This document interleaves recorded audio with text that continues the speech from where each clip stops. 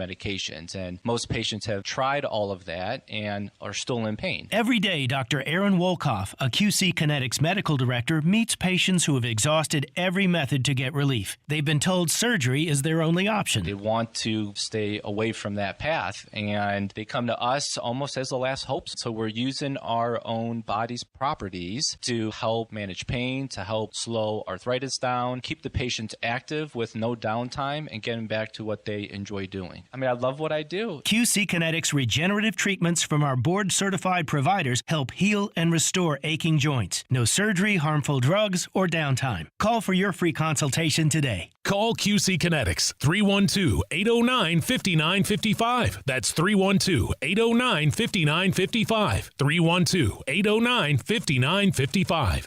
This is Dennis Prager. Now you can listen to my show when it's convenient for you and without censorship from big tech. Become a member of the ultimate online community for all things Prager. It's Pragertopia Unlimited. Listen to every radio show over the last 10 years, all commercial free. You can even listen to all my Torah teachings for free. Join today and save 25% off the first year and get a free Pragertopia coffee mug. Go to Pragertopia.com or click the banner at DennisPrager.com. Protecting and growing your retirement assets can be complicated. From asset and legacy protection to retirement income and extended care, you need a plan. Mark Kohler, host of Retirement and Income Radio, heard Sundays at 11 a.m., helps retirees in or near retirement protect their accounts from market volatility. Mark can help you create lifetime guaranteed inflation-hedged income. Call Mark today at 844-619-SAFE. That's 844-619-7233. And listen this Sunday at 11 a.m. to Retirement and Income Radio.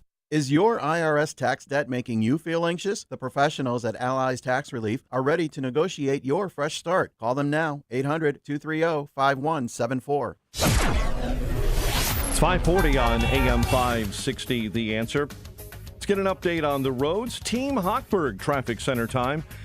And this update is a service of Chicago Gaelic Park House Raffle. Enter to win a brand new home or a $450,000 cash prize.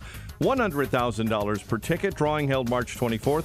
Visit Chicago Gaelic Park House Raffle.com. Police activity, Southside, West Pullman neighborhood, Union and 117th. Reported shooting there being investigated. I-80, accident reported. It's on the westbound side right before Briggs. Chicago's Morning Answer with Dan and Amy continues next. Now your official Chicagoland weather forecast from the AM 560 Weather Center. Sun and heavy clouds, maybe a shower in the area popping up, high 65. Cloudy mild, couple of showers overnight, low of 47. Currently mostly cloudy and 54. Your next news is at 6. Chicago's Morning Answer continues next on AM 560. The Answer.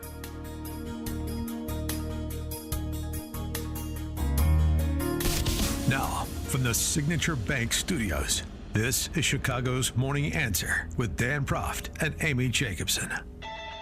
If you're looking for the latest news, insight into what it means, and the sharpest opinion, there's only one station in Chicago where you can turn, and it's this one. We're AM 560, The Answer. Top of the morning, Dan and Amy talking about Special Counsel Robert Hur's testimony before the House Judiciary Committee yesterday over his 365-page report on Biden's handling of classified information, in which he does not exonerate him. He does not say that there was no improprieties. He just says, essentially the conclusion was, that we recall, is that he is too feeble and congenial, I guess, sympathetic in that sense, to be convicted by a jury. And so I'm not going to trial if I don't think I can get a conviction. 312-642-5600, turnkey.pro answer line. Yet he could lead the country.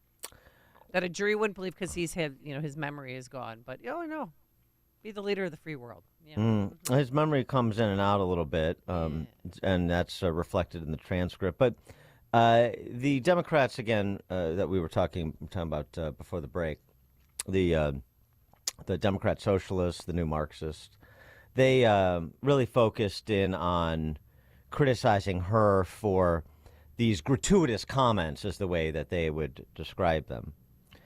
Pejorative is the term that Adam Schiff used, and her pushback.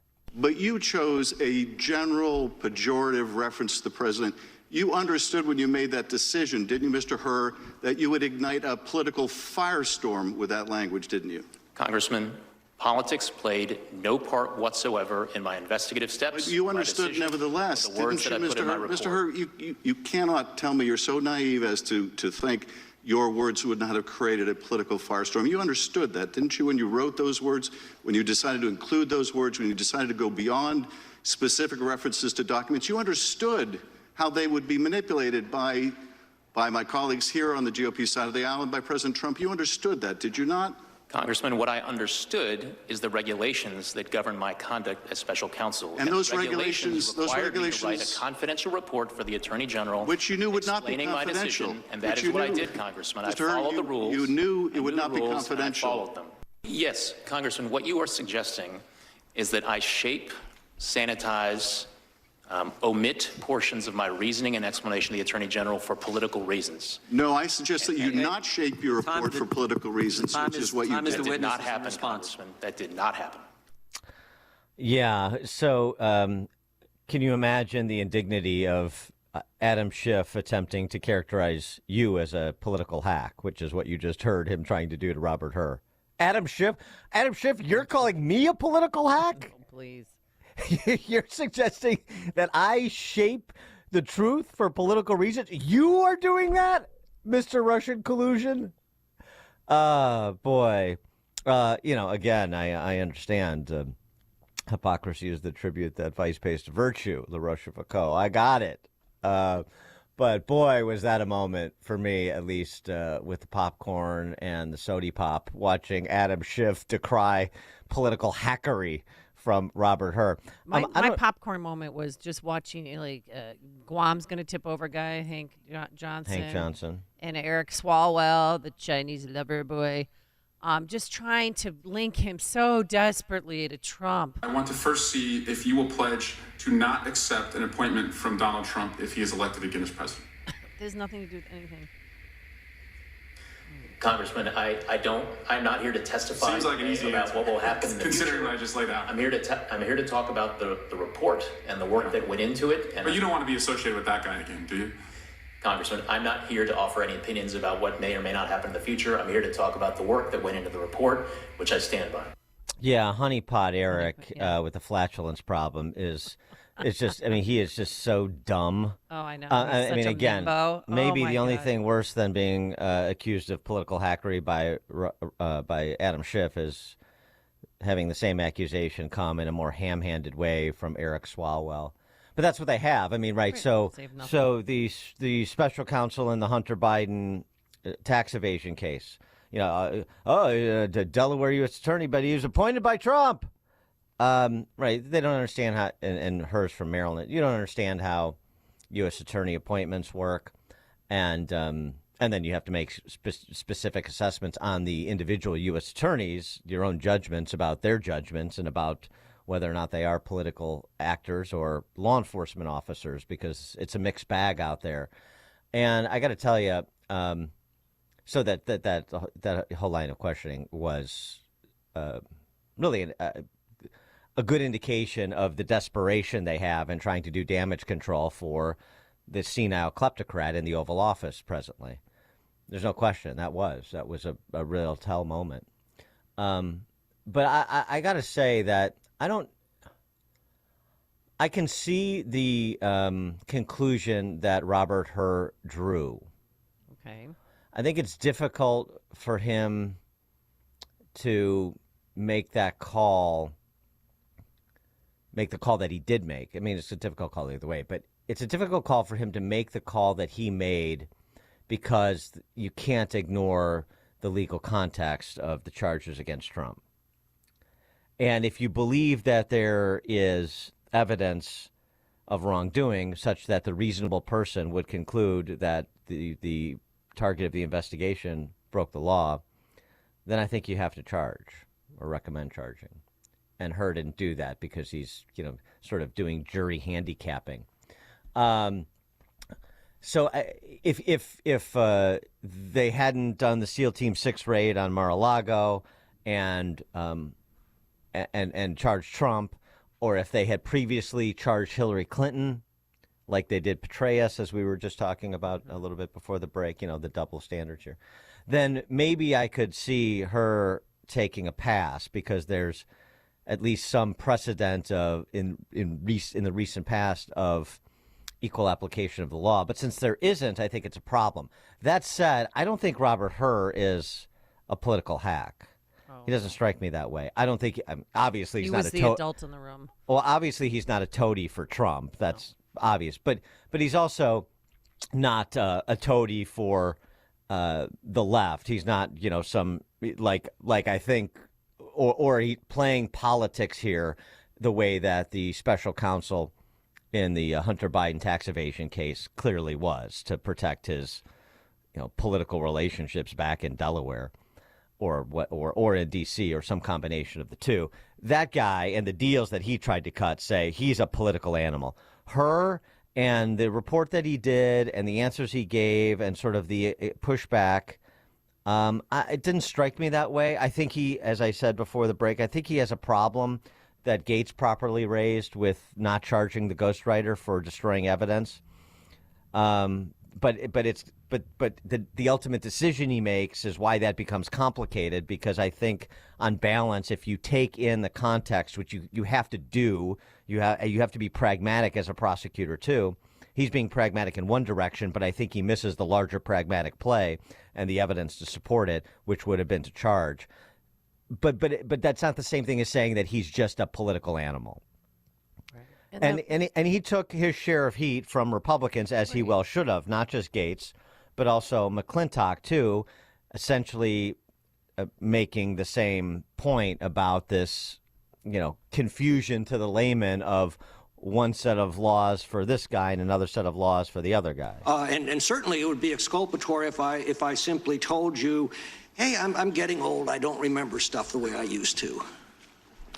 Congressman, I'm not here to get into hypotheticals. I'm here to talk about the facts and the work that I did. It's not a hypothetical. This is the issue at hand.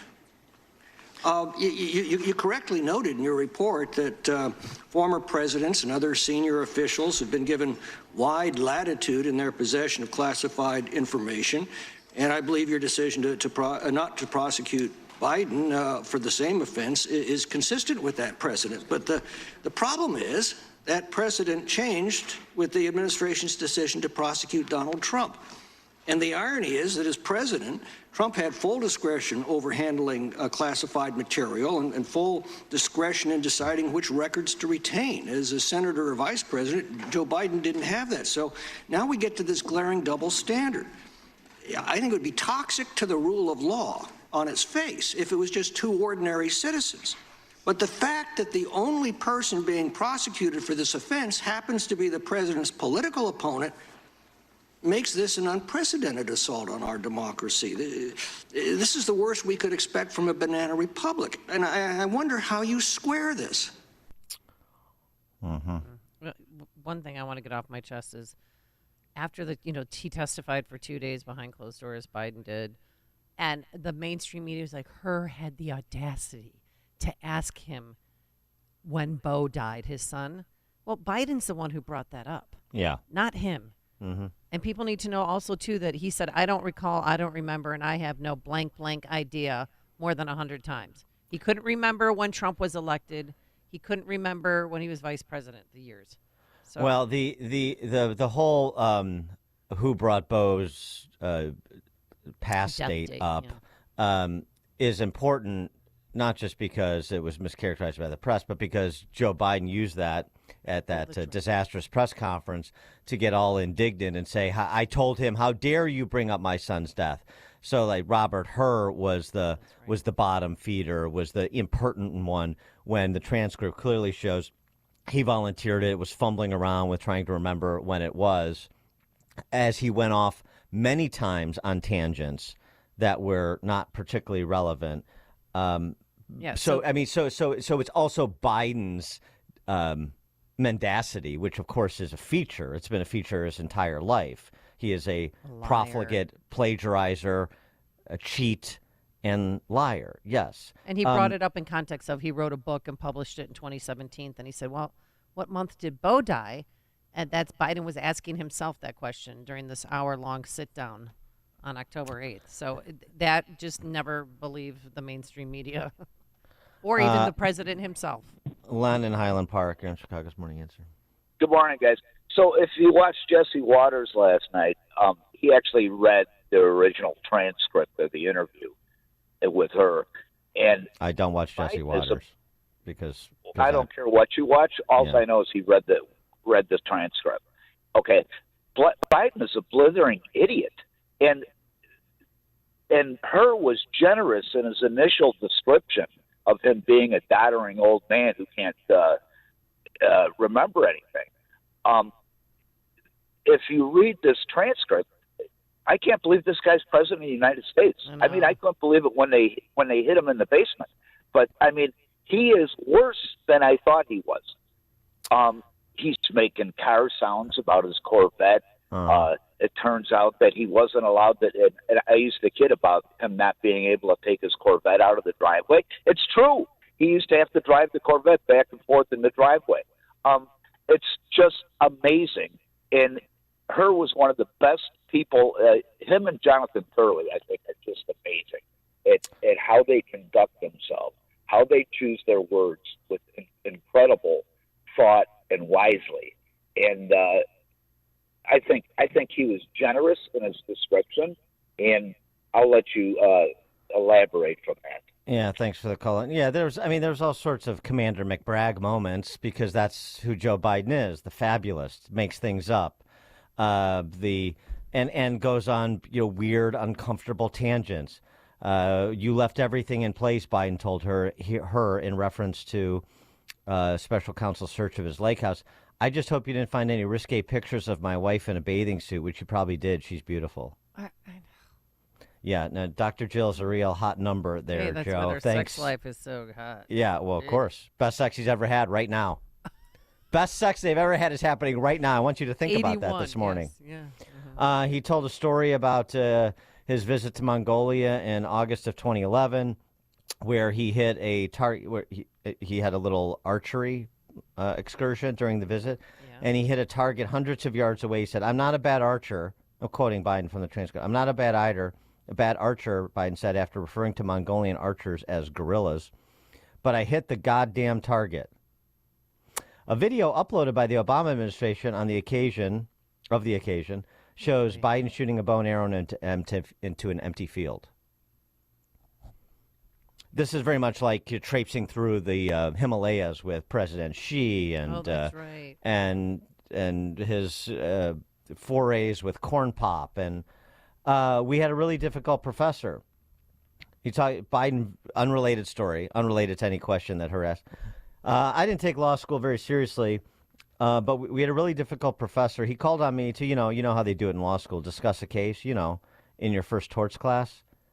Yeah. The Socratic method, is that what you're searching for, Mr. Going back to Biden. And I never read the case, and I stood up and I spoke for 10 minutes. The whole class stood up and started clapping. That happens in law school. Biden, you'll remember, falsely claimed he graduated at the top of his class from Syracuse, failed a class after plagiarizing from a law review article about torts. Oh, there you go. I mean, it is endless with this guy. How many times do we have to say it? He was a buffoon at 29 when he was elected to the Senate, and he's been a buffoon ever since. He's a goof. He is not bright. He is not much of a wordsmith. He is a profligate fabulist. That hasn't changed. He's delusional. He's just gotten, worse with old age, I think. Well, of course, he's got worse with old age. And because he's told so many ridiculous, invented stories, now that his capacity is failing, he can't remember them all. Well, he can't remember and he's what's inventing true new and ones, right, apparently. What the truth is and what fantasy is. Carl in Barrington, you're on Chicago's Morning Answer. Good morning. Mr. Hurt reasoned that he would not be able to get a conviction because the defense would be that the president was just a feeble, well-meaning old man. Now, I know that defense attorneys confer with their clients before they present a defense, and I think Mr. Hur's reasoning is faulty because I can't see the Biden family ever allowing defense attorneys to present the president as being a feeble, faulty old man. I think they would just say, you better come up with something else. There's no way we're going to allow that. And I think, again, Mr. Hur's reasoning was faulty, and that's what the defense would be. Thanks for the call, Carl. That's a good point. Yeah, that's a good point, especially if there was the prospect of a trial before the election. John in Crown Point. Hey, how you doing, guys? Love you. Hey, did you see that American Picker show, American Picker Celebrity Style, where they went to Joe Biden's garage, Mike and Frank? That would be a good episode. They ripped off Joe Biden. They got a big box of documents for like $1.50. Yeah. That was a great get. Thanks for the call, John.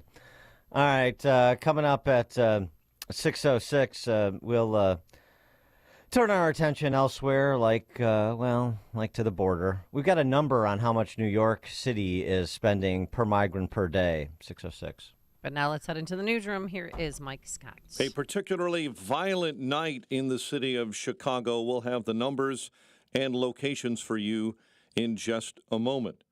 3 new cases of measles confirmed at a poorly run Chicago migrant shelter. WIND Chicago News Time is 6 o'clock. It's Trump versus Biden again. I'm Dave Anthony, Fox News. Wins in 3 more states for the president, 4 more for the former president, make them presumptive nominees now. We're a nation that is in serious decline.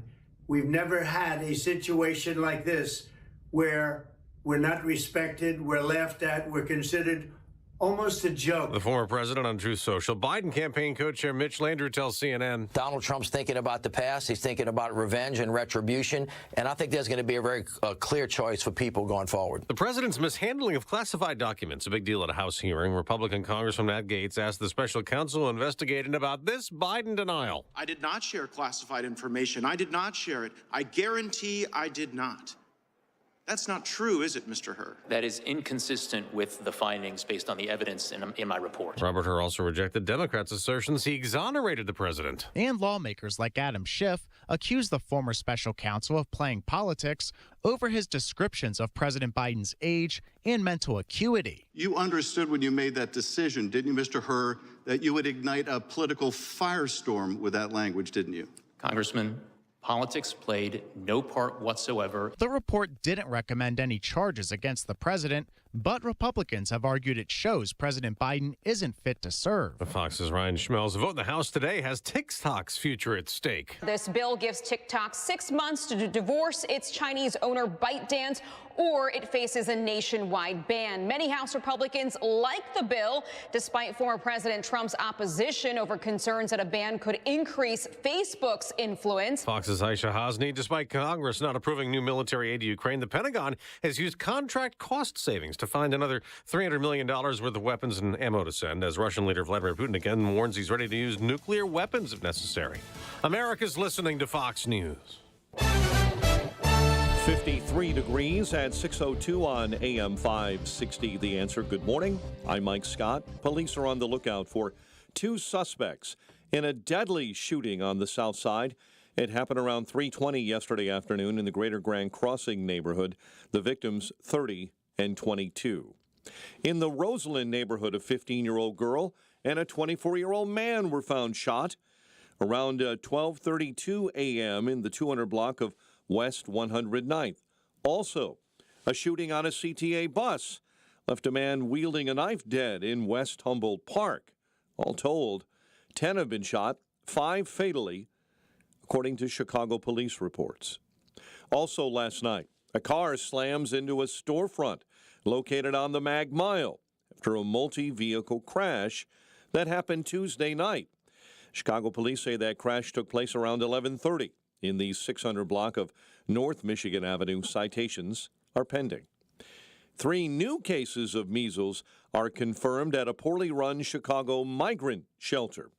Total number of cases at the Pilsen shelter is now 8. Right now, the cases are isolated to the city proper. The CDC's Chief Medical Officer is Dr. Manisha Patel. CDC has provided vaccines for the response as they need, and technical support, laboratory support as well. Still, dozens may have been exposed potentially to the virus. To help with isolation and quarantine, some families from the Pilsen shelter are being moved to an unnamed hotel. A man was shot and killed in Rogers Park Tuesday. The 21-year-old was hit by gunfire in the 1400 block of West Norris. President Biden back in Milwaukee today. The White House says he's expected to talk about the city's streets project. This is President Biden's latest visit to Milwaukee. Once again, a clear sign of his slumping support in the critical swing state of Wisconsin. Blackhawks take down Anaheim 7-2. Connor Bedard, Ryan Donato, Mackenzie Entwistle, Tyler Johnson, Seth Jones, all finding the back of the net. The Bulls take on the Pacers in Indy tonight. Spring baseball getting down to brass tacks in Arizona. Cubs, a clutch win over Milwaukee, 6-5, while the White Sox slam 5 home runs in a spring win over Cincinnati. The news, a service of the daily podcast of Chicago's Morning Answer and The Sean Thompson Show at 560theanswer.com/podcast. A check of traffic and weather is on the way next on AM 560. Should biological men be allowed to compete against women? Should women be forced to share locker rooms with biological men? This is the fight that All-American swimmer Riley Gaines is fighting across America as she advocates for the safety, privacy, and quality of women and girls in sports. See Riley Gaines live in Chicagoland on Friday, March 22nd, presented by Breakthrough Ideas and the Parents Matter Coalition. Get your tickets at 560theanswer.com/tickets. That's 560theanswer.com/tickets. Have you been struggling to find an easy, safe, and secure document scanning solution for Salesforce.com, Microsoft 365, SharePoint, or OnBase by Highland? Your struggle is now over, and it's time to get your documents and operations into the 21st century. With IoT Smart Connected Scanning, it's easy to turn physical paper into digital documents and have them directly uploaded to the cloud with IoT Smart Connected Scanning from IDT. And you don't need a degree in computing or IT to make it happen. Using QR code technology uniquely configured for your specific business, anyone can set the IoT Smart Connected Scanning device up in 5 minutes or less, saving your organization money and valuable time. Remote employees can even capture documents and send them safely and seamlessly. Organize documents efficiently and securely with IoT Smart Connected Scanning from IDT. To see a demo or to order now, go to ready4idt.com. That's ready4idt.com. Use promo code SMART and receive 10% off your order. IDT, putting paper in its place. Hi, I'm Martha Stewart. Every year, more than 4 million pets enter shelters here in the United States. My friends at American Humane have been helping animals since 1877. The goal is to ensure that pets have a safe shelter, especially during natural disasters. Adopting a shelter pet allows shelters to help more animals awaiting care. Please consider adopting today and take some time to learn more about American Humane's other work at americanhumane.org.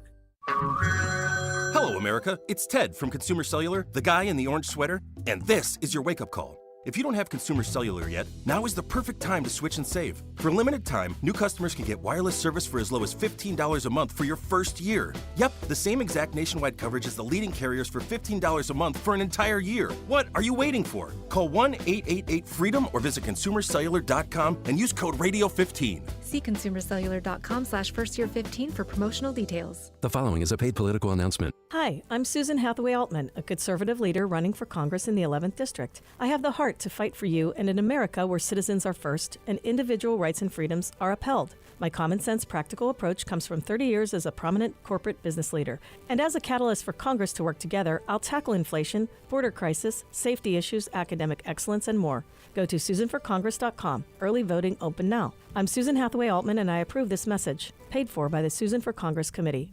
Raj Shah, host of Unleash Your Wealth. You know, there are a lot of clients and people coming in from the radio into our office saying, I don't want to lose any money. I need to protect the money I have saved over the last 20 or 30 years, where you have strategies where you can structure an income stream where it has an inflation protection so that as inflation, if it continues to go up, your income will go up. Unleash Your Wealth, Saturday at 7 a.m. and 2 p.m. on AM 560, The Answer. 6:08. Let's get an update on the roads. Team Hochberg Traffic Center time. And we'll start on the Kennedy inbound stop and go between Harlem and Montrose. And delays picking up already, 30 in from O'Hare into the Burns Circle interchange.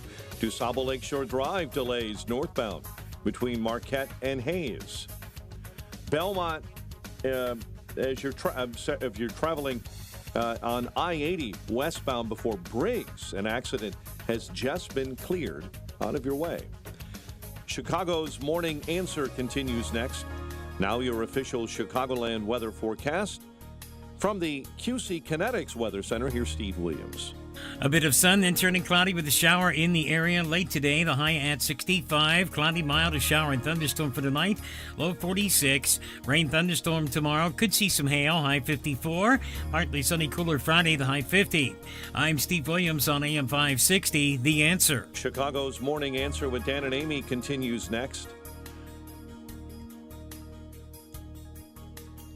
Also, Chicago's Morning Answer starts next on AM 560, The Answer. Now, from the Signature Bank Studios,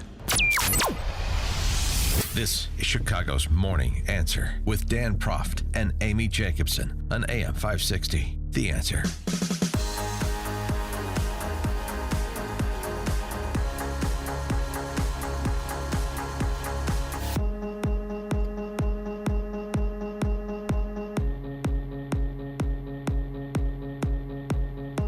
Top of the morning, Dan and Amy.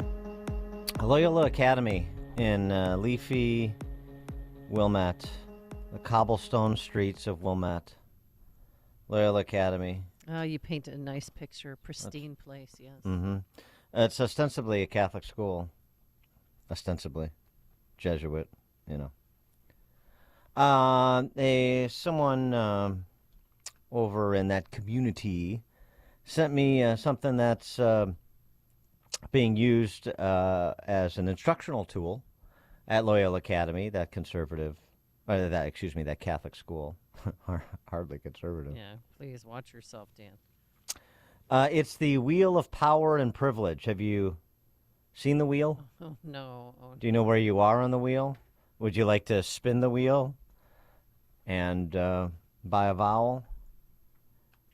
Buy some privilege. The Wheel of Power and Privilege. Power is at the center.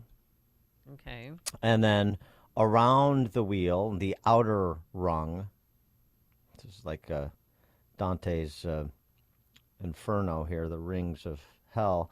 On the outer rung, the categories by which you measure power. Citizenship, skin color, formal education, ability, significant, abilities, ability, disability, sexuality, neurodiversity, mental health, body size, housing, wealth, language, and gender. You got all that? Anybody want to audit this class? So, for example, and then, the marginalized line. The marginalized are, for example, the marginalized rung as you go through from the outside to the inside through the concentric circles that lead you to the center of power. Okay. Marginalized would be if you're undocumented, if you're dark, if you're vulnerable in terms of your mental health. What is that exactly? What does that mean? And then when you get to the power rung, as you're closing in on power, Yeah. you know who has power and privilege? White people. White Men. citizens, cisgender men. Let's be Cisgender specific, men. Okay, please. excuse me. The rich, the property owner. Oh yeah. The slim person.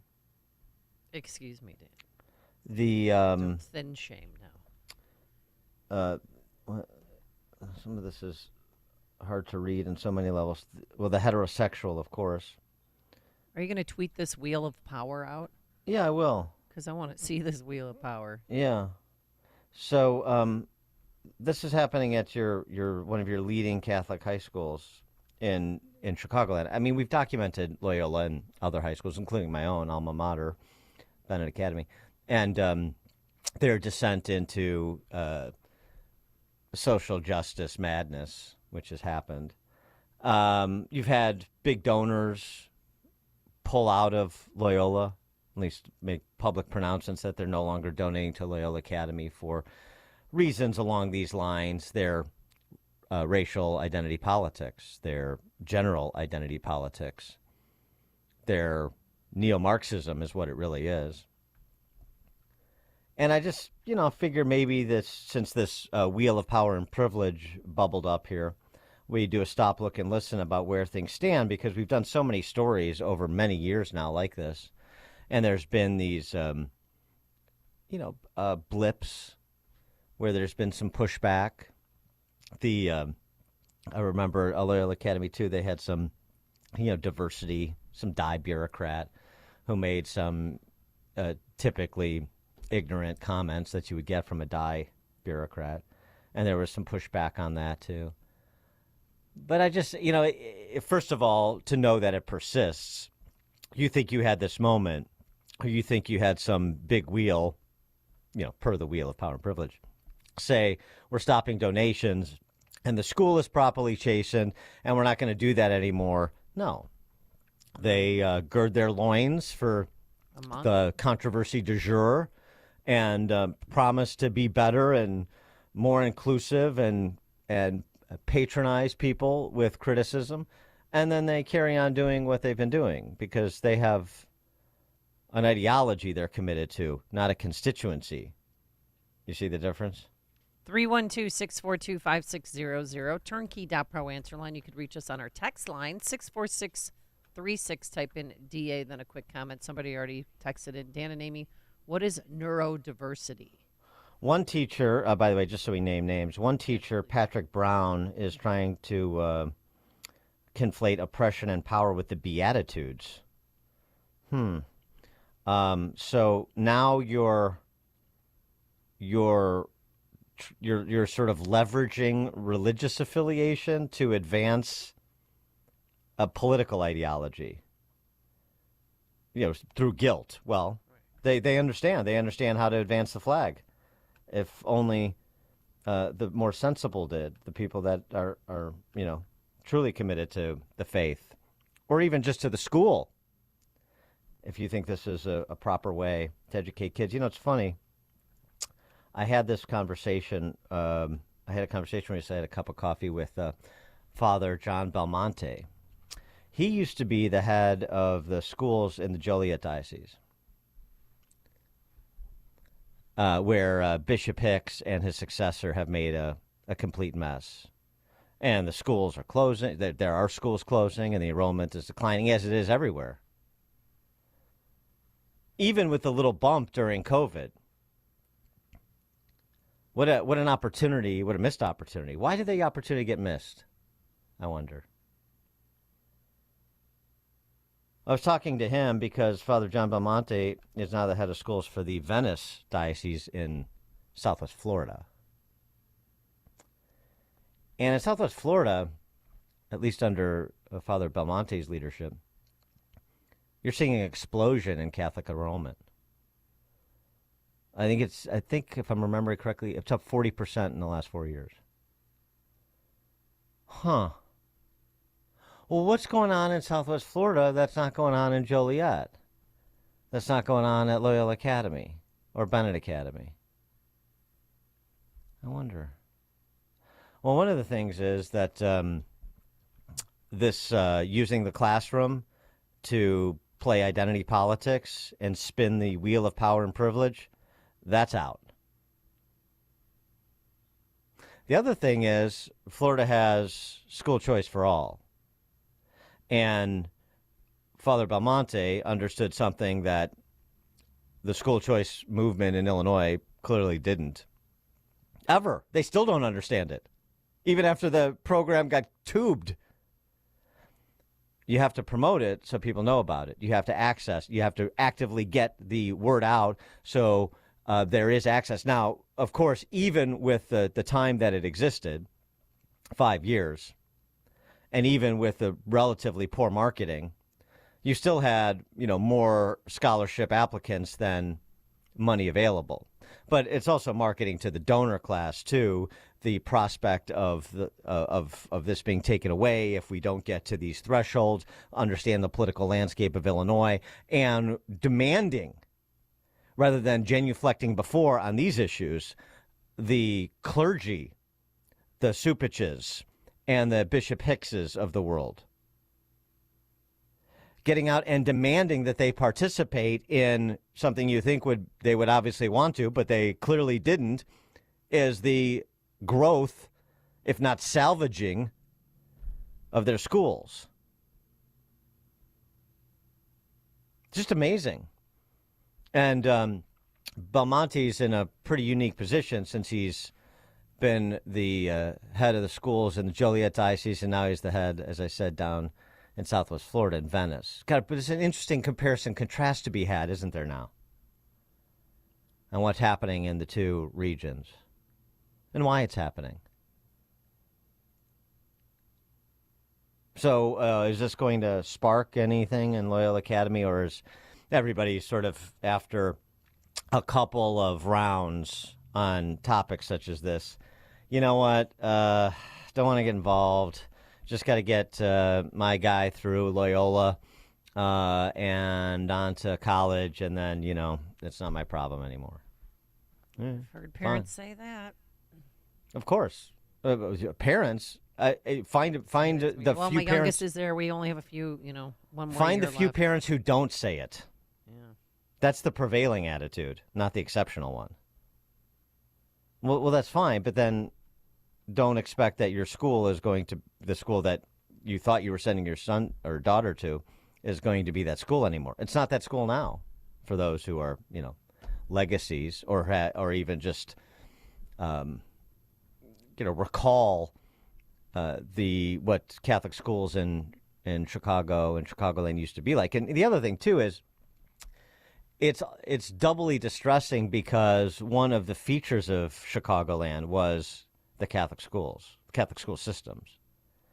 I mean, there's not a lot of places that have the concentration of those schools, which provided some school choice, even in a state-dominated pre- and post-scholarship by the teachers' unions, that provided some school choice and some good education, some good educational options. Not a lot of places have that infrastructure. Maybe people in Chicagoland don't appreciate that. Florida certainly doesn't, but it's starting to.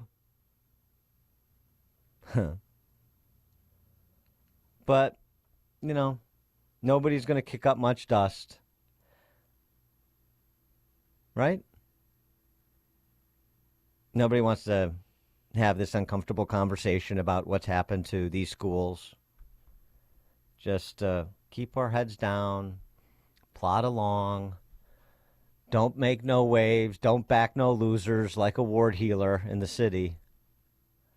And my kid's fine. Well, I have some news for you. This has been going on at Loyola Academy for a while at the hands of people like this Patrick Brown character. So your kid isn't fine. And by the way, speaking of talking to parents, talk to parents, and we sent their kid to Loyola, and they came back like this. Or over time, we could see the change into something else. Right. Yeah, you don't say. And then we sent them off to college, and they came back like that. And then they went to med school, and they came back even worse. And then they went to corporate health care, if you want to continue the med school example, and they came back even worse still. Right, because it's the same program from grade school to high school to college to post-grad to corporate. Same program, literally. And it's just pounded and pounded and pounded and pounded. In the government systems, for the most part. In the private school systems, for the most part, including Catholic schools. But I'm going to pick my spot somewhere else. I'll tell you what, the other side is going to make it pretty difficult for you to call the spot you're going to pick. There aren't going to be any spots left after not too long. We're not winning. I mean, this isn't to be demoralizing. It's just to give an assessment of the landscape. You think because, again, you take out a couple of university presidents or you have University of Florida get rid of their die bureaucracy, that we've reached peak cancel culture, we've reached peak race hustle and identitarian era, and now it's going to naturally be on the wane. That is not true. Not even close to true. Dan and Amy, Chicago's Morning Answer. The more you listen, the more you'll know. This is Chicago's Morning Answer. Morning Answer on AM 560. The Answer. Imagine what your future looks like. Is the picture a little blurry? Hey, it's Sean Thompson here for Alpha Wealth Group. When we look ahead, we're visualizing where we want to be, and for retirement, that can be hard without a written financial plan. Tom Fortino of Alpha Wealth Group can help you bring your retirement picture into focus. For decades, Tom has been crafting customized financial strategies. His goal is to help you protect your savings, grow your wealth, and create an income strategy you cannot outlive. If you're nearing or already in retirement, it's time to get your plan on paper. So bring your readers and let's take a look at it closely. Call Tom at 630-934-1855 and schedule a complimentary retirement consultation. There is no cost. There is no obligation. This is a chance to get a clearer view of your retirement. The number again is 630-934-1855 or visit alphawealthgroup.com. And listen to the Alpha Wealth Hour Saturday mornings right here on AM 560 The Answer. Advisory services through Retirement Wealth Advisors, LLC, and SEC Registered Investment Advisor. Insurance and annuities offered through Alpha Wealth Group, licensed in Illinois. Balance of Nature's fruits and veggies supplements, changing the world one life at a time. I've been watching it on TV, and then my soul has my husband, and I guess he just called up and surprised me. He had ordered it, and I didn't expect it for me to notice it so right away. I kind of shocked my husband when I told him. I've been taking it like a little over a week. I'm taking it, and then I can already notice the difference. I do feel very good. I can't even put it into words. I feel really good every day. I don't wake up grouchy.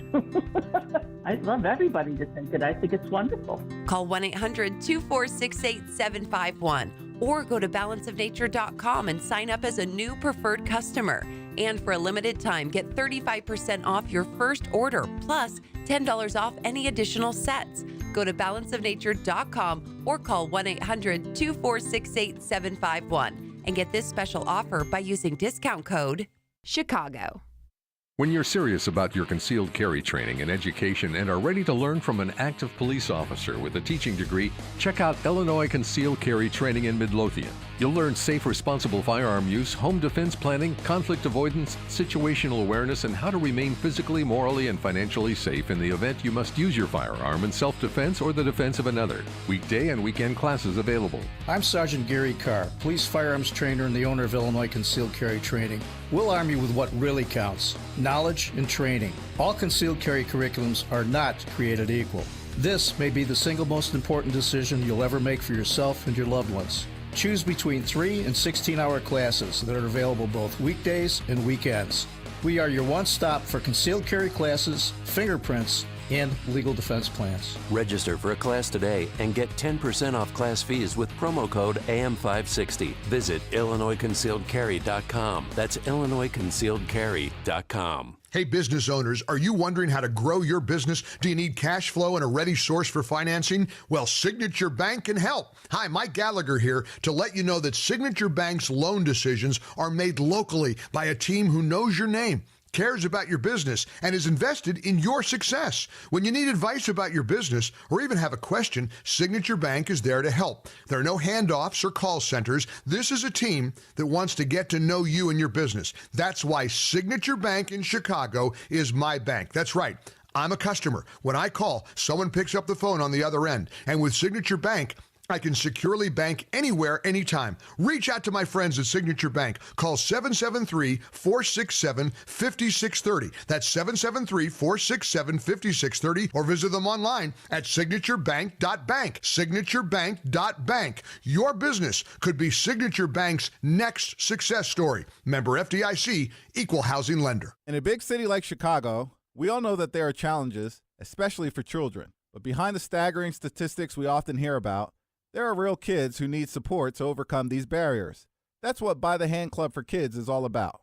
By the Hand Club for Kids is a faith-based, nonprofit organization serving children in some of Chicago's most under-resourced neighborhoods, places like Austin, Englewood, Cabrini Green, and Oak Hill Gardens. By the Hand Club for Kids runs after-school programs for children that nurture their minds, their bodies, and their souls. Right now, By the Hand Club for Kids is serving nearly 1,800 children, and we need your help.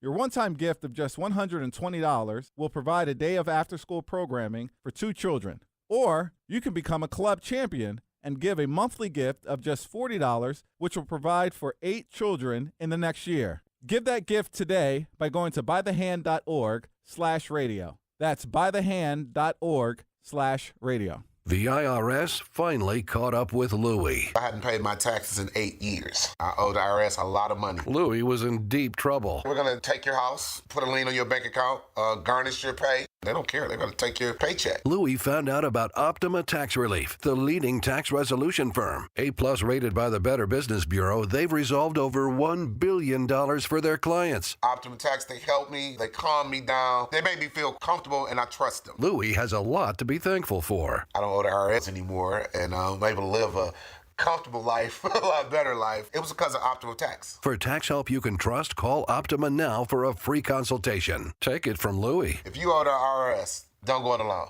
Give Optima Tax a call. They can help you. Call 800-965-1433. 800-965-1433. 800-965-1433. Optima Tax Relief.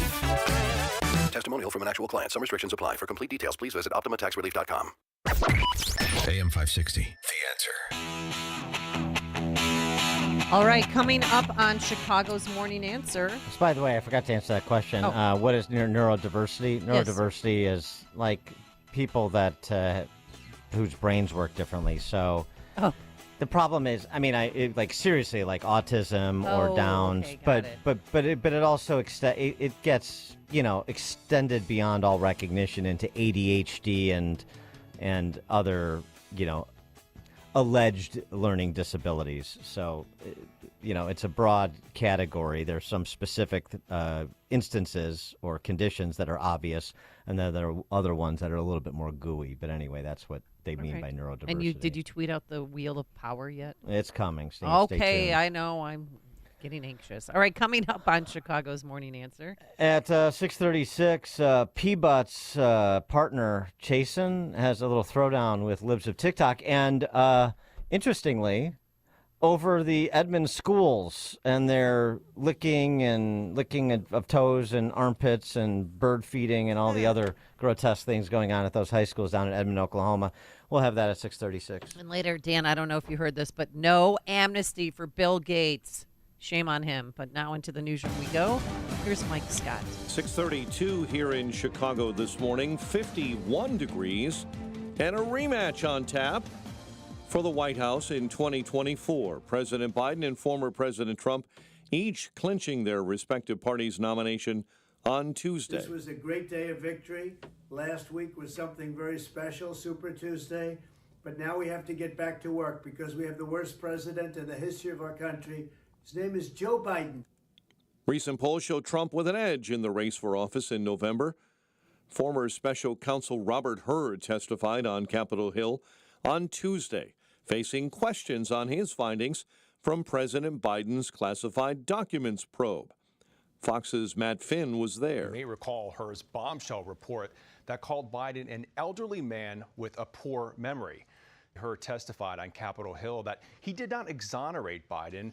Hur did testify that Biden was holding on to classified documents, which investigators say was confirmed through audio recordings in which Biden allegedly told his ghostwriter that he had, quote, classified stuff downstairs in his rental home in Virginia. The White House insists that decision not to prosecute amounts to an exoneration. Some House Republicans insist there is a case against Biden, and they say if Biden is not being criminally charged for mishandling documents, then neither should President Trump.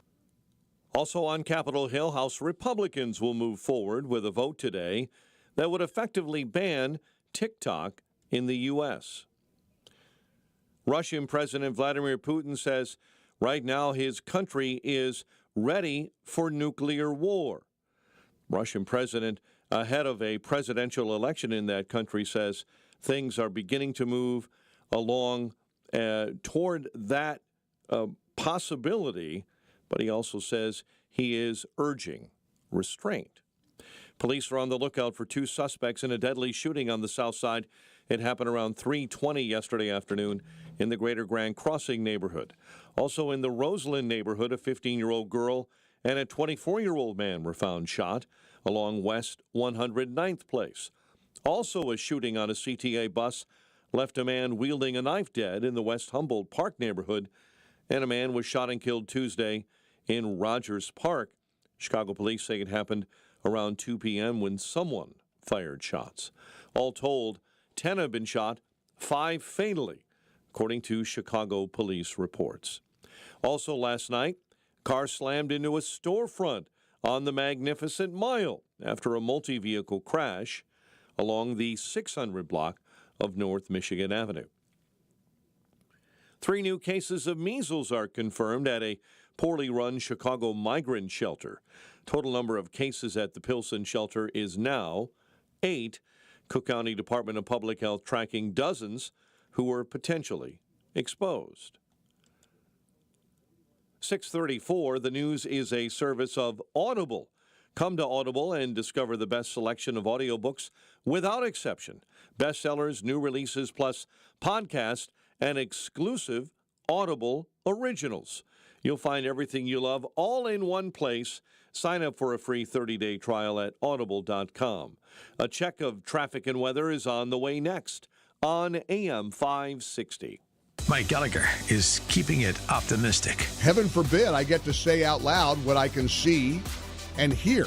Joe Biden is not up to the task. But I'm hoping they dig in. I hope he digs in.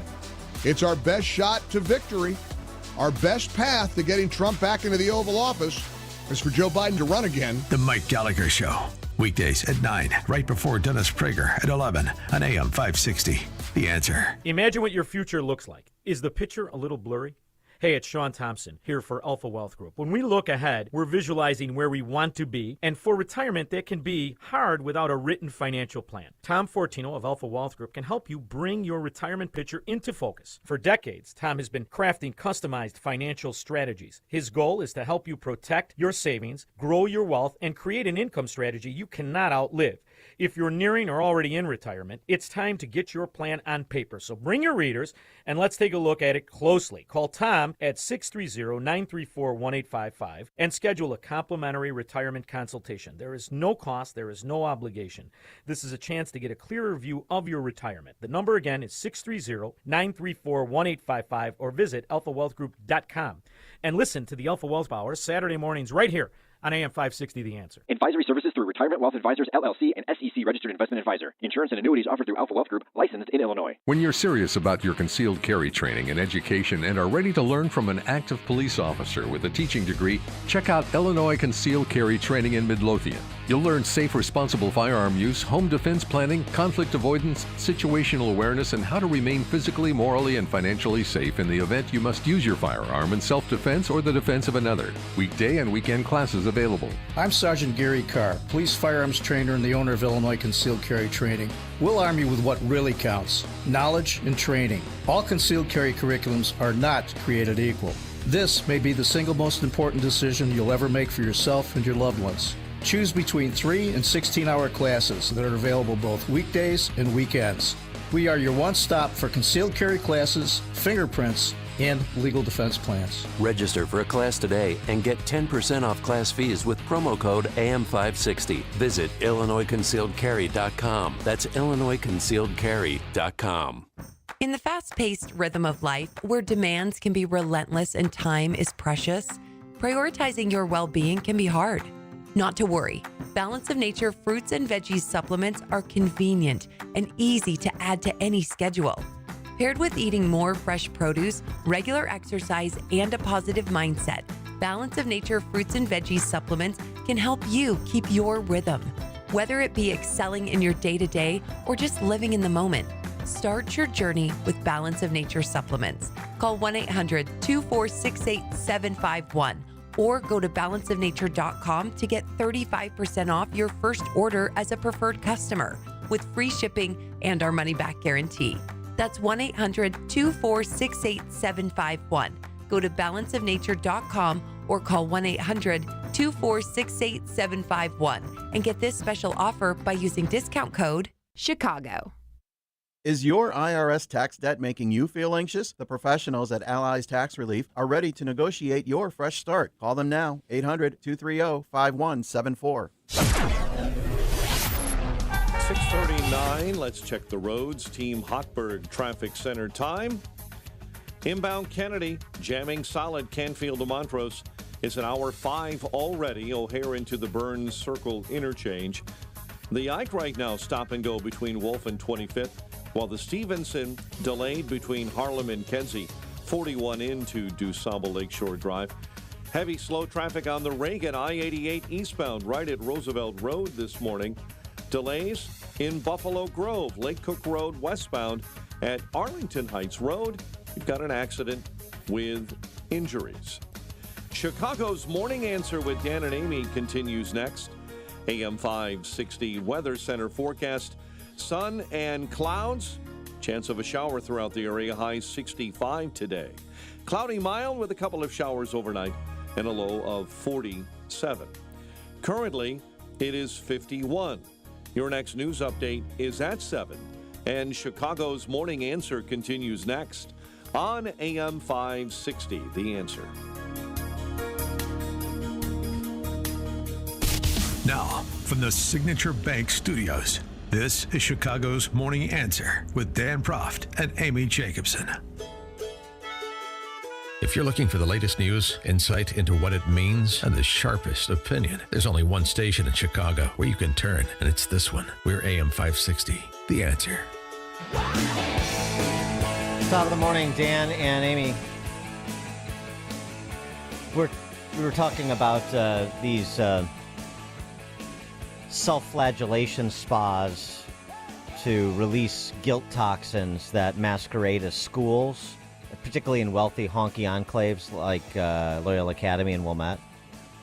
By the way, I posted the Wheel of Power and Privilege at Twitter, so you can feel free to share, pick out your own, spin the wheel, and pick your own victim status, because that's what this is about, right? When you say privilege is being white, male, Christian, well, we don't want to be those things. That's privilege. Ooh, that has a negative connotation.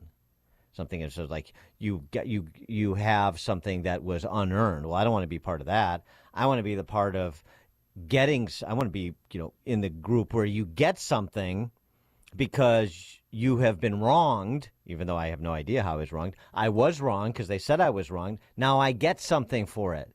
Now I have been righted, and I also get something for her. Get some recompense. I'm the hero of the story. I overcame something and survived and was rewarded and celebrated. Which category do kids want to be in? Kids looking for acceptance. That category or the you have privilege. Tisk tisk. Here are the labors of Hercules you must perform. Well, those sanctimonious self-flagellation spas make everybody feel better about themselves. Well, you better plug up your ears, avert your eyes. You got to do that a lot to feel good about pushing identitarian politics. children who have gender dysphoria will no longer be given puberty blockers, according to the government health system in merry old England. Government said that the evidence about either how safe they are to take or whether they are clinically effective to justify prescribing them to children and young people who are transitioning. Not enough evidence on either score. NHS England has carefully considered the evidence and a review conducted by the Orwellian acronymed NICE, government healthcare system there, and concluded not enough evidence to support the safety or clinical effectiveness of puberty-suppressing hormones to make the treatment routinely available at this time. So now places like Illinois are more radical than government-run healthcare systems in Western Europe. Well, what else is new? We're more radical than Western Europe when it comes to abortion on demand.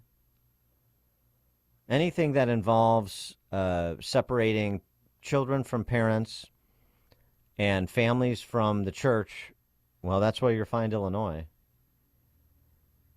Illinois policymakers. The Illinois electorate, clearly, who installed those policymakers. No more puberty blockers. Huh. Well, something else, too, again, please tell your identitarian friends to plug their ears and avert their eyes. I hate for them to have to remove any signage in their front yard.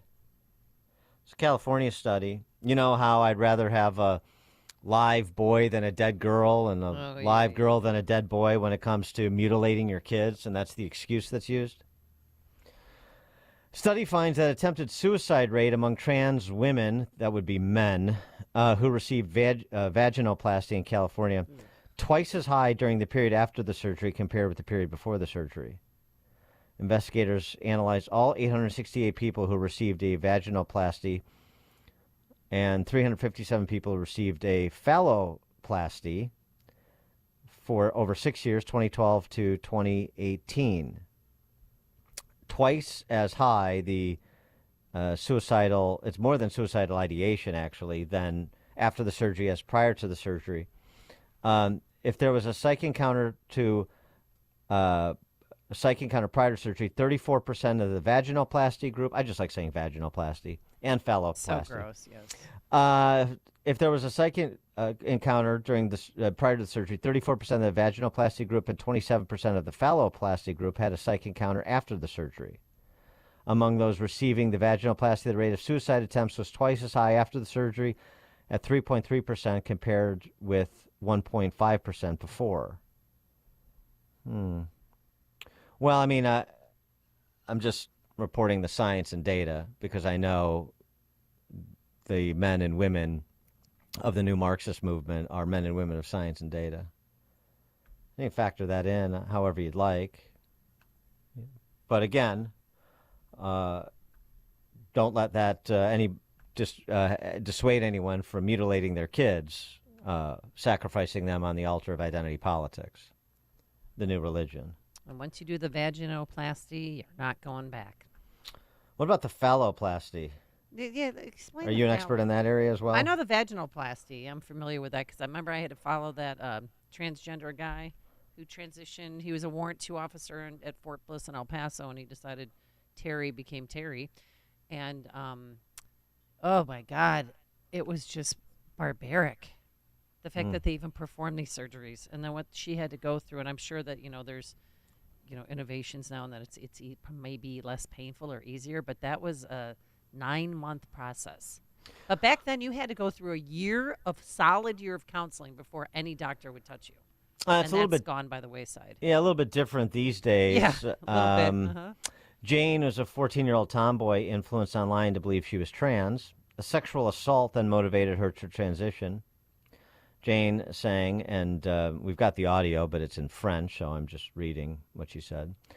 I said to myself, if I had been a guy, it wouldn't have happened. In addition, I had disgust, in a sense, to be a woman because of this event. Just 2 consultations at McGill University's gender clinic resulted in her taking testosterone. Then she had a double mastectomy. Nearly immediately, she had regrets. Now she has detransitioned, but doctors say to have breast reconstruction, she must wait 2 to 3 years and have psychological follow-up for more than a year. Oh, on the back end. No psychologists were needed before doctors cut off her breasts. We're so enlightened in the West, aren't we? Let's see. This is like talking about repeat violent offenders, foreign and domestic. All we can do is tell the stories. Another 14-year-old. 14-year-old girl walked into a private clinic. This guy, Billboard Chris, is doing a lot of traveling the world and documenting these horror stories on Twitter. Worth checking out. 14-year-old girl walked into a private clinic in Quebec. She was trans, said she was trans, was given a testosterone prescription in less than 9 minutes. 9 minutes? 14 years old. We had the WPATH expose, the WPATH files that we talked about last week that Michael Schellenberger released over at environmentalprogress.com. It's documenting all this. We've got audio of these ghouls talking about drugging minors and getting them on the glide path to transitioning. This is, it's just, yes, it's a small group of the population, but it's an enormous political force, and it's an enormous destructive political force culturally, and even obviously more in a more pronounced fashion with the actual victims here, like these stories we're reading. So 9 minutes, she's a 14-year-old, has got her testosterone prescription. The doctor then started talking to her about surgeries and if she wanted to preserve her fertility in only about 5 minutes. That was her first appointment. 14-year-old walks in, she's got a testosterone prescription, and they're talking about surgery in 15 minutes. See, this is a money grab. Of course it's a business. It's a big industry. It's a business, but it's also an ideology. Yep. Because you need the ideology to rationalize the business. That's sickening. The first time the doctor has seen the patient, she quickly goes to the heart of the matter. You can tell me, the doctor says this, fortunately, a little deep down, since when did you know you were not in the right body? Is it childhood? Is it more in puberty? Sasha, the 14-year-old, describes how she vomited at age 12 and her mother took her to see a psychologist. That's when they said I had an eating disorder. I told myself that it couldn't be eating disorders. It didn't make sense in my head. But at 13, I came across a video of a trans person who talked about having eating disorders. But in fact, it was because she was in the wrong body. At that moment, I really recognized myself in that person. Right. These are the people. You have medical professionals saying these 13-year-olds were literally what he said. We're there to affirm the 13-year-old. The 13-year-old doing a self-psych diagnosis. She vomited. Mom says I get an eating disorder. No, I don't. I see a YouTube video that somebody who transitioned said she had an eating disorder. That must be me too. Let's get it on. And the doctors say, damn right. Let's do it. 312-642-5600, turnkey.pro. Answer line 64636. Type in DA, then a quick comment. This is all documented. This story. There's video of it. 5 minutes into the consultation, the doctor addresses the question of surgeries. Are you considering surgeries in the future? He says, surgeries, yeah. Doctor, I want to get my driver's license first. Surgeries, she says yes. Doctor says like a gender mastectomy, removing the chest, yeah. There are other surgeries that exist, too. We have a uterus at the bottom with ovaries, so basically it's possible to remove. It's something that can cause dysphoria. The narrators, testosterone can make a woman infertile. Fertility is the subject of the question. The doc says to her, is fertility, I understand that it's perhaps far away for you at 14, but is fertility something you want to maintain before you start? Sasha at 14, no, I always knew I didn't want children. Yeah. The doctor says, basically the logic now, I will prescribe hormones today because the logic is that basically there's nothing in your profile that would stop me from giving you hormones. Oh, I'll start with one dose. It's not a mini dose. It's like an intermediate dose between adults and non-binary, let's say. Sasha says, okay. Doctor says, no problem. The best is yet to come. Best is yet to come? Well, yeah, because you got all these surgeries to look forward to.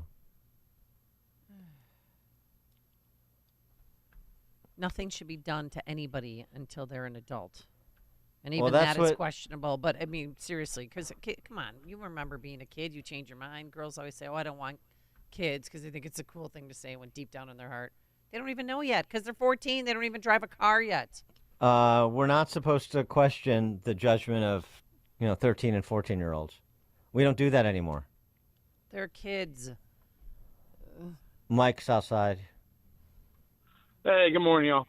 These gender whatever affirming or crazy surgeon doctors, they're no different than the Kermit Gosnells of the past, because all they're doing is making these sacrifices on the altar of liberal leftism, and they're just doing it in smaller doses so we can ingest it less painfully than watching a bunch of babies get torn to shreds. They're just doing it to our grown babies. It's insane, and they got to be stopped. Thanks for the call, Mike. Well, if they got to him early, trying to get people to understand this continuum here. Give you an example of what I'm talking about on the indoctrination side of it. First grade teacher in Minnesota. First grader. She teaches first graders. She's testifying on legislation that would ban bans of the LGBTQ flag in classrooms.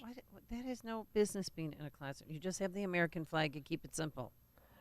This would ban bans. So it's not banning the rainbow flag. It's banning any attempts to not have rainbow flags in the classroom. First grade teacher in Minnesota testifying on behalf of the prohibition on prohibitions of rainbow flags. First graders she teaches. I use she, her pronouns, and I've been a first grade teacher for 16 years. I'm here in support of this bill to make rainbow flag bans prohibited. What does a rainbow flag mean to my students, my classroom? Here are some words for my first grade babies. It means my teacher will stand up for me. It looks like the flags at my house, so I feel home. It means we all are here together. My students feel the importance of windows and mirrors. I want every child, family, and staff member to have a clear visual of inclusion and safety in the community I build. We know students, families, and staff members need to feel safe in order to learn, thrive, and continue to share their talents with us. My rainbow flag stands for welcoming spaces, trust, resilience, compassion, joy, collaboration, and community without judgment. And don't we all want that for all kids?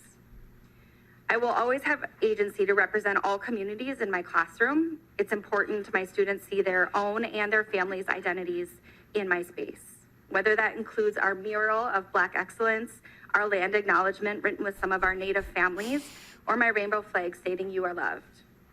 My students, especially those whose stories are often left out, must feel represented and important, and it seems absurd that someone could take away that humanity from my students.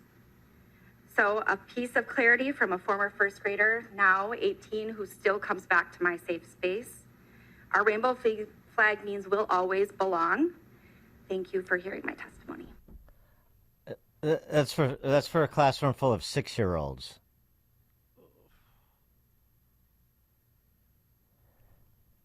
Carol in Momence. Well, thinking about this, how many 11 and 12-year-old girls do you know or know of? Maybe not you, Dan. I know that. Yeah. If you just do, not my delighted to get wheelhouse. their period. It's like, oh, goody gumdrops. Oh, boy. It takes a long time to get used to this stuff. You don't make these decisions rashly.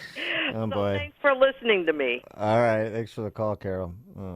Get a little uncomfortable, like things got weird quickly. Yeah, when I first was told about the birds and the bees, last week.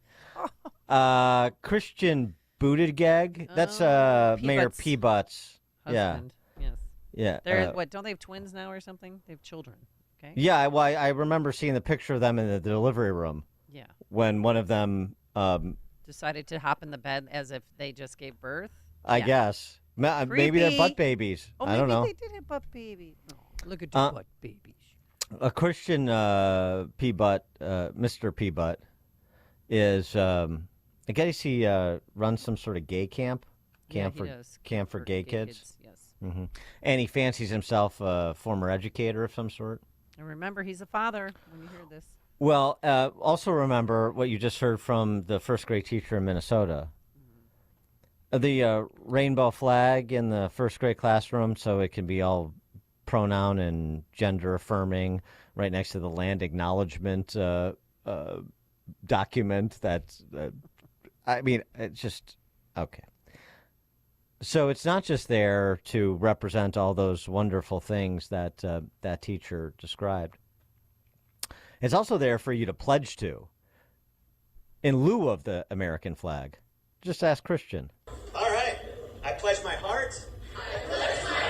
To the rainbow. Of the not so typical gay camp. One camp. Full of pride. Indivisible. With affirmation and equal rights for all. Watch your heads. I'm sorry, I don't know. I'm not sure. I may have had that audio confused. I'm not sure if that was Christian Buttigieg's gay camp or if it was Loyola Academy, the religion class. I'm not sure. Now I'm a little confused. Dan and Amy, Chicago's Morning Answer. It's like a hot, steaming cup of information to start your day. It's Chicago's Morning Answer on AM 560, The Answer. Have you been struggling to find an easy, safe, and secure document scanning solution for Salesforce.com, Microsoft 365, SharePoint, or OnBase by Highland? Your struggle is now over, and it's time to get your documents and operations into the 21st century. With IoT Smart Connected Scanning, it's easy to turn physical paper into digital documents and have them directly uploaded to the cloud with IoT Smart Connected Scanning from IDT. And you don't need a degree in computing or IT to make it happen. Using QR code technology uniquely configured for your specific business, anyone can set the IoT Smart Connected Scanning device up in 5 minutes or less, saving your organization money and valuable time.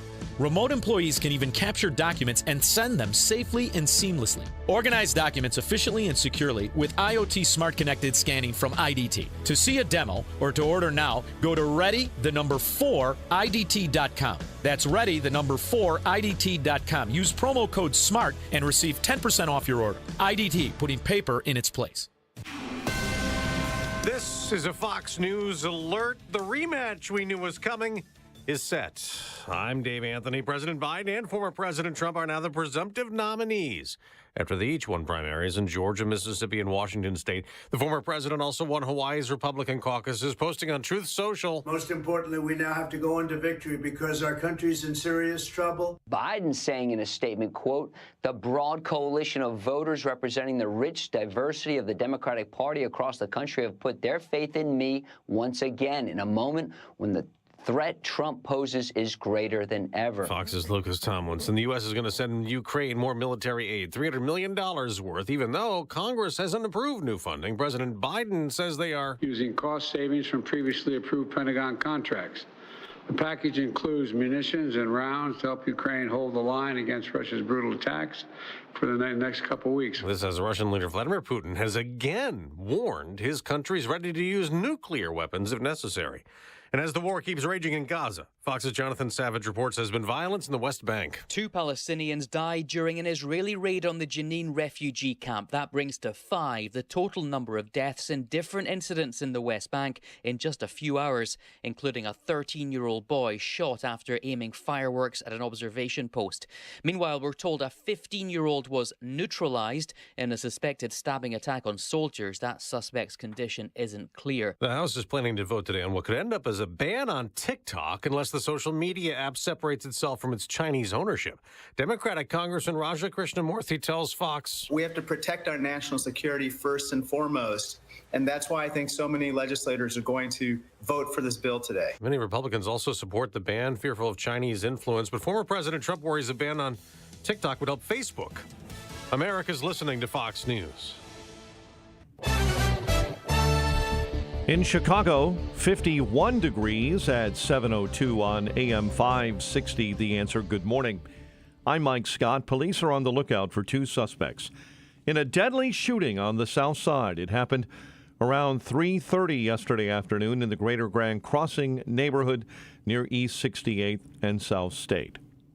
In the Roseland neighborhood, a 15-year-old girl and a 24-year-old man were found shot at West 109th Place around 12:30 a.m. Also, a shooting on a CTA bus left a man wielding a knife dead. That happened, according to police, in the West Humboldt Park neighborhood. And a man was shot and killed Tuesday in Rogers Park in broad daylight. A 21-year-old was hit by gunfire around 2 p.m. in the 1400 block of West Morse. All told, 10, according to Chicago police, have been hit by gunfire, 5 fatally. Also last night, car slammed into a storefront on the Magnificent Mile after a multi-vehicle crash around 11:30 p.m. Citations are pending after the crash took place in the 600 block of North Michigan Avenue. Chicago sports. Philip Kurashev scored twice, adding 2 helpers. Blackhawks 7-2 winners over Anaheim. The Bulls aim to avoid a third straight loss when they visit the Pacers in Indy tonight. College hoops last night, ACC tournament. It was a win for Notre Dame over Georgia Tech. Tonight, DePaul takes on Villanova in the Big East. 5 more teams punching their tickets to the NCAA tournament on Tuesday. St. Mary's knocked off Gonzaga. Wagner is in. Oakland topped Wisconsin, Milwaukee. South Dakota State and College of Charleston are also in. The news, a service of Turnkey.pro. With decades of C-suite experience, Turnkey knows small business. Their team of veteran consultants know how to reduce cost and grow new revenue streams, all without having to hire on-site professionals. Turnkey has solutions for your business. Visit Turnkey.pro. That's Turnkey.pro. A check of traffic and weather is on the way next on AM 560.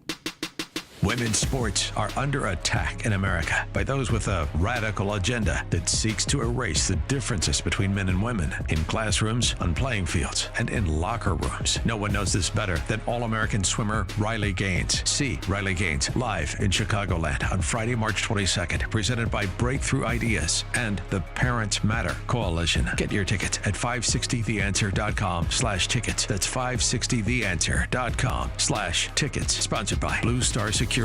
Guys, if you've noticed a lack of energy, motivation, and drive, it could be due to low testosterone. Schedule your health assessment with my friends at Low T Center. They now offer the convenience of monitored self-inject at-home testosterone treatments for $155 a month, cash pay, or covered by most health insurance. If you don't live near Low T Center, or you just need the convenience of at-home treatment, Low T Center makes it easy to get started. Only your first 2 visits are in person. Go to lowtcenter.com to book online. Low T Center. Reinventing men's healthcare. Hi, I'm Martha Stewart. Every year, more than 4 million pets enter shelters here in the United States. My friends at American Humane have been helping animals since 1877.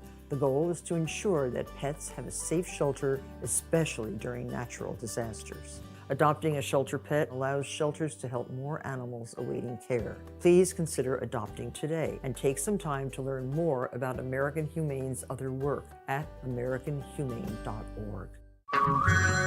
Hey everyone, it's Ted from Consumer Cellular, the guy in the orange sweater, and this is your wake-up call. If you're paying too much for wireless service, you don't have to keep having that nightmare. Consumer Cellular has the same fast, reliable coverage as the leading carriers for up to half the cost. So why keep spending more than you have to? Seriously, wake up and call 1-888-FREEDOM or visit consumercellular.com. Savings based on cost of Consumer Cellular single line 1, 5, and 10 gig data plans with unlimited talk and text compared to lowest cost single line postpaid unlimited talk, text, and data plans offered by T-Mobile and Verizon January 2024. The following is a paid political announcement. This is Bob Fioretti. As state's attorney, I'll do what state's attorneys should do. Enforce the law. Put violent criminals in jail. Stand up for victims. I won't coddle violent criminals or treat shoplifters as jaywalkers, even though Kim Foxx isn't on the ballot in a way she is. My Democratic opponents are Kim Foxx on steroids and Kim Foxx wannabe. I'm the opposite. Please vote for Bob Fioretti for state's attorney in the Republican primary, early or on March 19th. Thank you. Paid for by Bob for Cook. Hi, I'm Martha Stewart. Every year, more than 4 million pets enter shelters here in the United States. My friends at American Humane have been helping animals since 1877. The goal is to ensure that pets have a safe shelter, especially during natural disasters. Adopting a shelter pet allows shelters to help more animals awaiting care. Please consider adopting today and take some time to learn more about American Humane's other work at americanhumane.org. 7:07. Let's get a check on the roads this morning. Team Hochberg Traffic Center time, a service of the Chicago Gaelic Park House Raffle. Enter to win a brand new home or a $450,000 cash prize, $100 per ticket. Drawing held March 24. Visit ChicagoGaelicParkHouseRaffle.com. Inbound Kennedy, 68 minutes and climbing now from O'Hare into the Burns Circle interchange. A lot of that due to the closing of the express lanes inbound during morning rush until the late fall. Inbound Ike, 1 hour, 390 to the old post office. You're riding the brakes hard, Wolf Road, all the way to 25th. Inbound Stevenson, 45 from 355 into DuSable Lakeshore Drive. And the Dan Ryan, 30 minutes, 95th into the Burns Circle interchange. Chicago's Morning Answer continues next. AM 560 Weather Center forecast with Steve Williams. A bit of sun, then turning cloudy with a shower in the area late today. The high at 65. Cloudy, mild, a shower and thunderstorm for tonight. Low 46. Rain, thunderstorm tomorrow. Could see some hail. High 54. Partly sunny, cooler Friday. The high 50. I'm Steve Williams on AM 560. The Answer. 50 at O'Hare, 51 at Midway. Next news 7:30. Chicago's Morning Answer continues next on AM 560. The Answer. Now, from the Signature Bank Studios, this is Chicago's Morning Answer with Dan Proft and Amy Jacobson on AM 560. The Answer.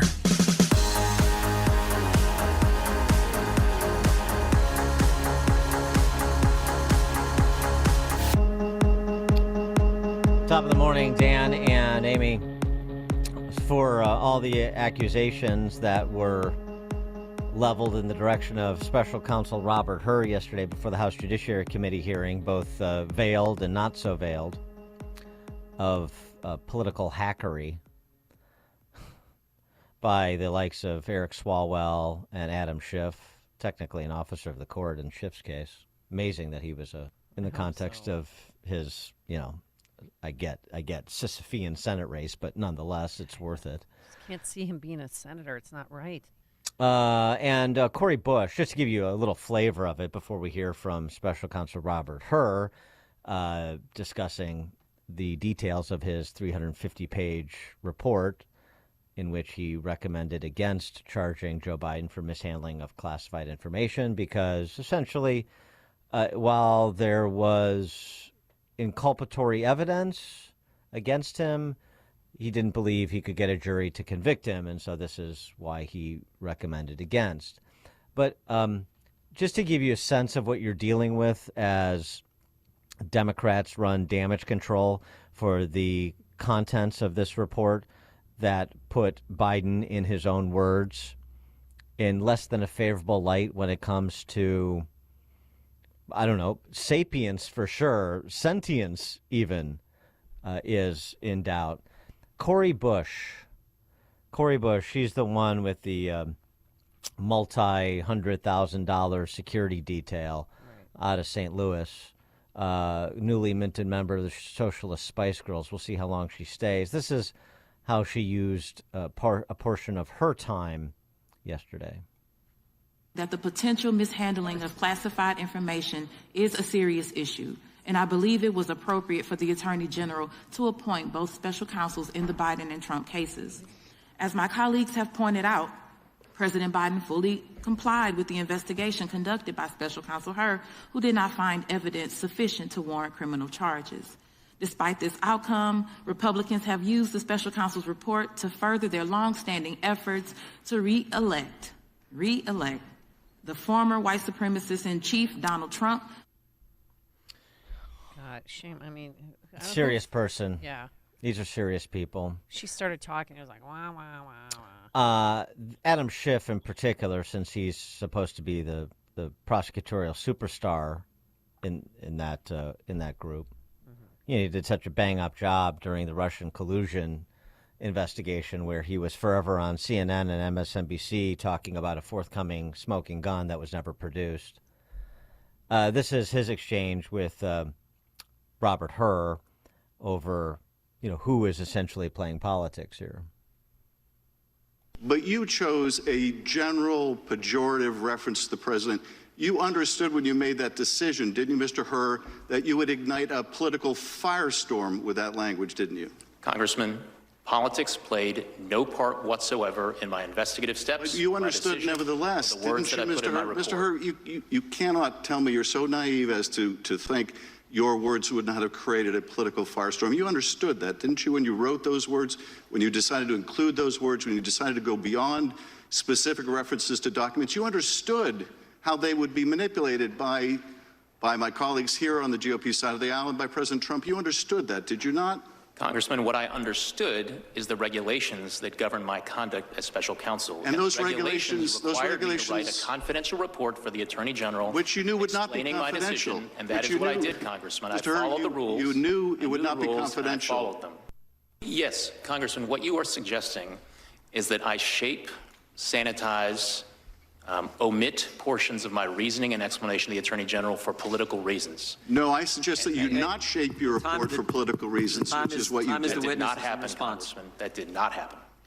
Right, and of course he had the exchange with Premier Jayapal too, where he said, "Look, you keep saying exonerated, but this was not an exoneration of Joe Biden." So the question becomes: I mean, you know what the Democrats are doing, and by the way, so if I had said, to Adam Schiff, if I had said Joe Biden is a dizzying intellect, and we were so impressed with what he had to offer, all the explanations were completely cogent and credible. They answered the concerns that we had, and we fully exonerate him. Would that have been political? Would that have been seized upon by one side?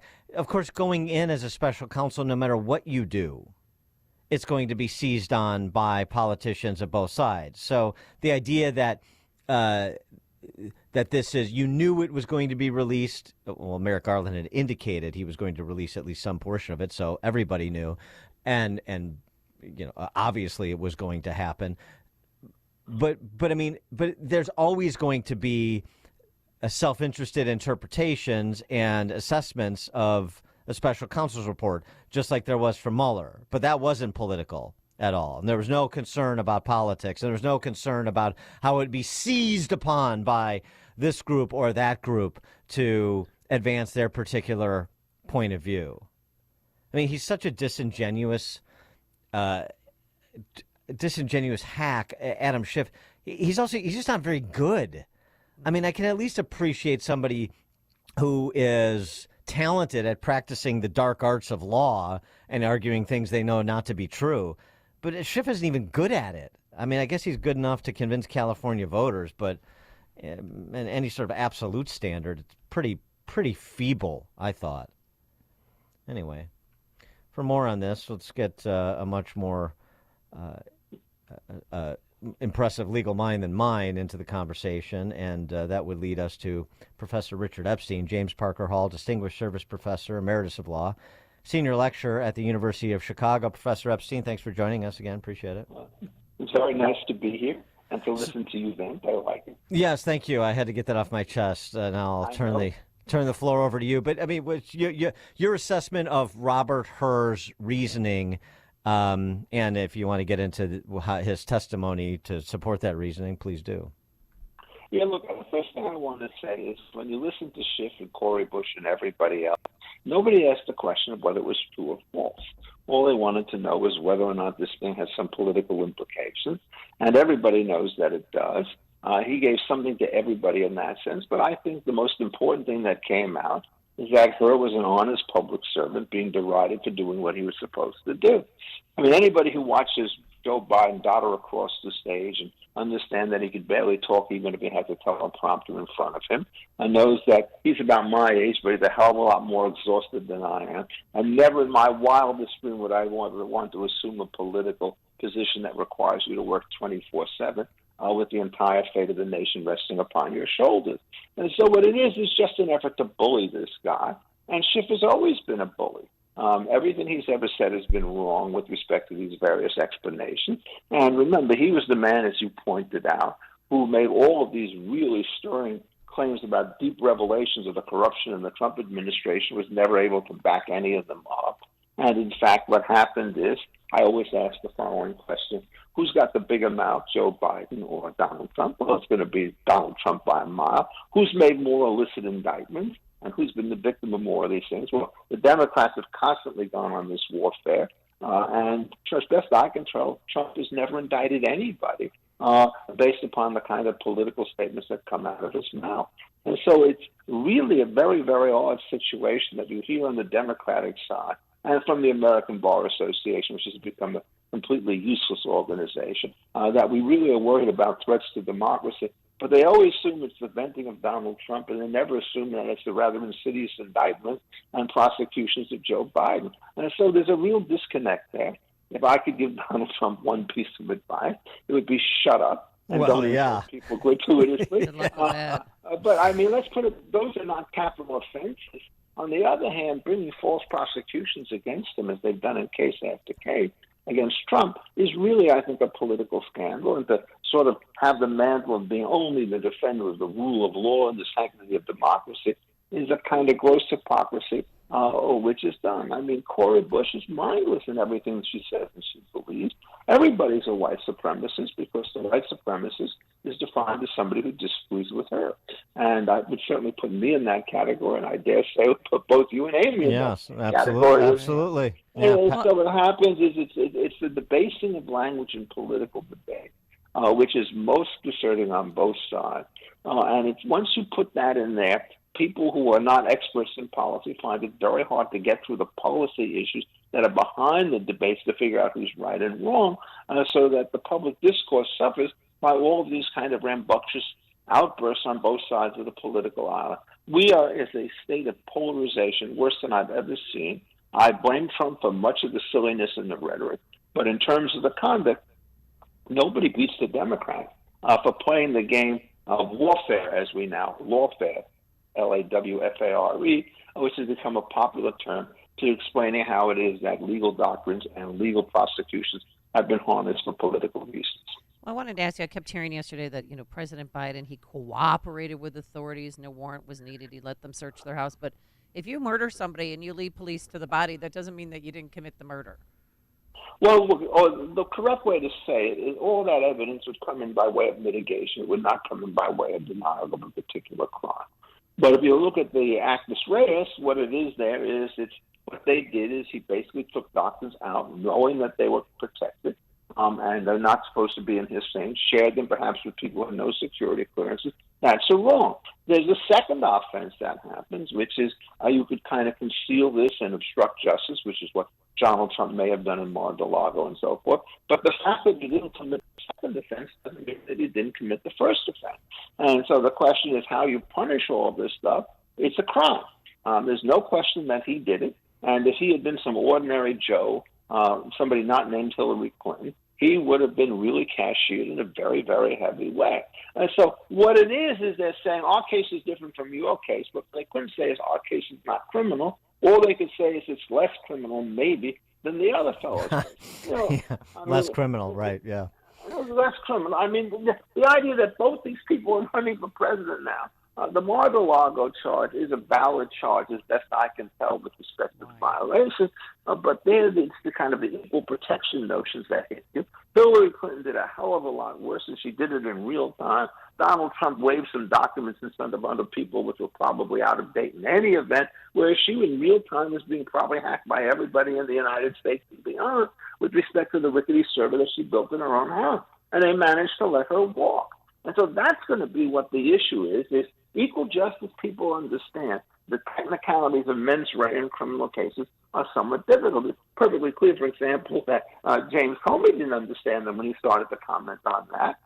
It's not a defense to a charge that you've taken doctrine to say that you don't know what the law is, and it's incredible on its facts when your name is Hillary Clinton or Donald Trump or anybody who is in a position of power. So what we have now is kind of watching Rome fiddle as all of these weird statements become the currency of the day, and the very critical issues are what do we do about the Securities Council, Securities and Exchange Commission, the FTC, the EPA, foreign affairs, the size of the military. Nobody can talk about that because we're interested in gossiping.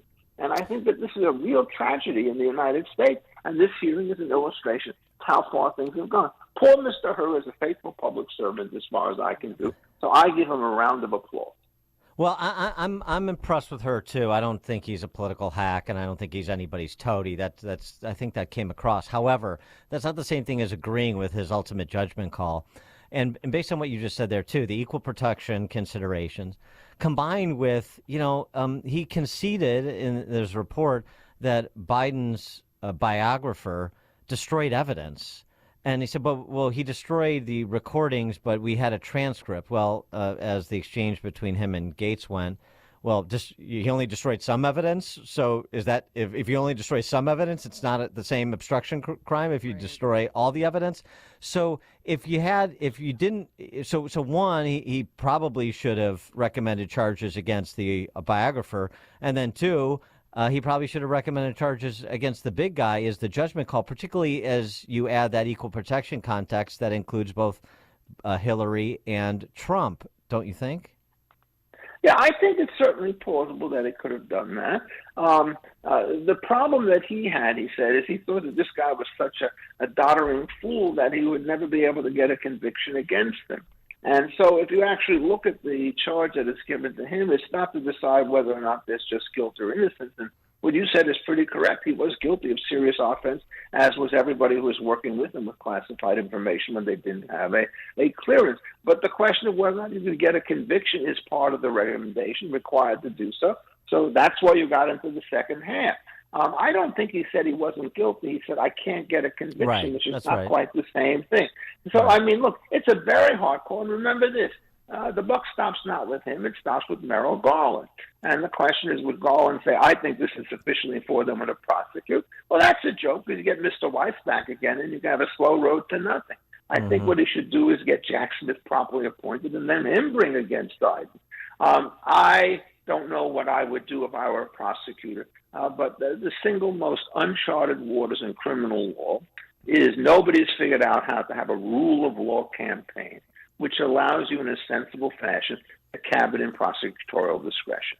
It is the ongoing nightmare. And the basic answer is if you don't have good people, you're going to get bad outcomes.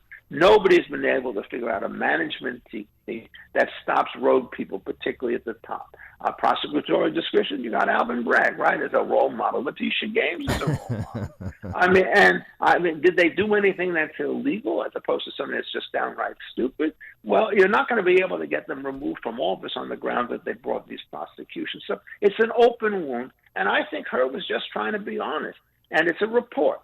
It was a confidential report, quote unquote. And if Garland says, you know what, I don't think the excuses really hold. I think my president is not senile, not doddering, not foolish. I'm going to prosecute him.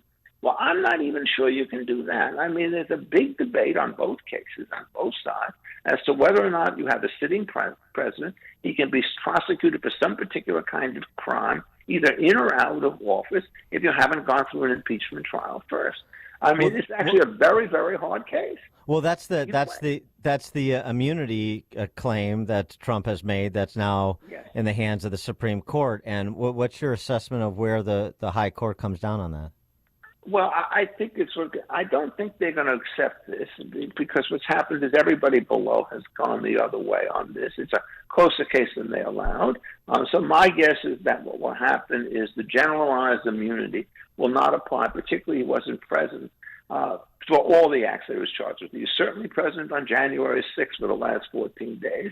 My guess is there may be a dissent by Justice Thomas, but I would guess the majority of the court would uphold it. The thing that's very much in evidence, however, is nobody's taken seriously the double jeopardy charge. If you recall, at the impeachment trial, which was a criminal trial, they basically tried the insurrection card and they lost.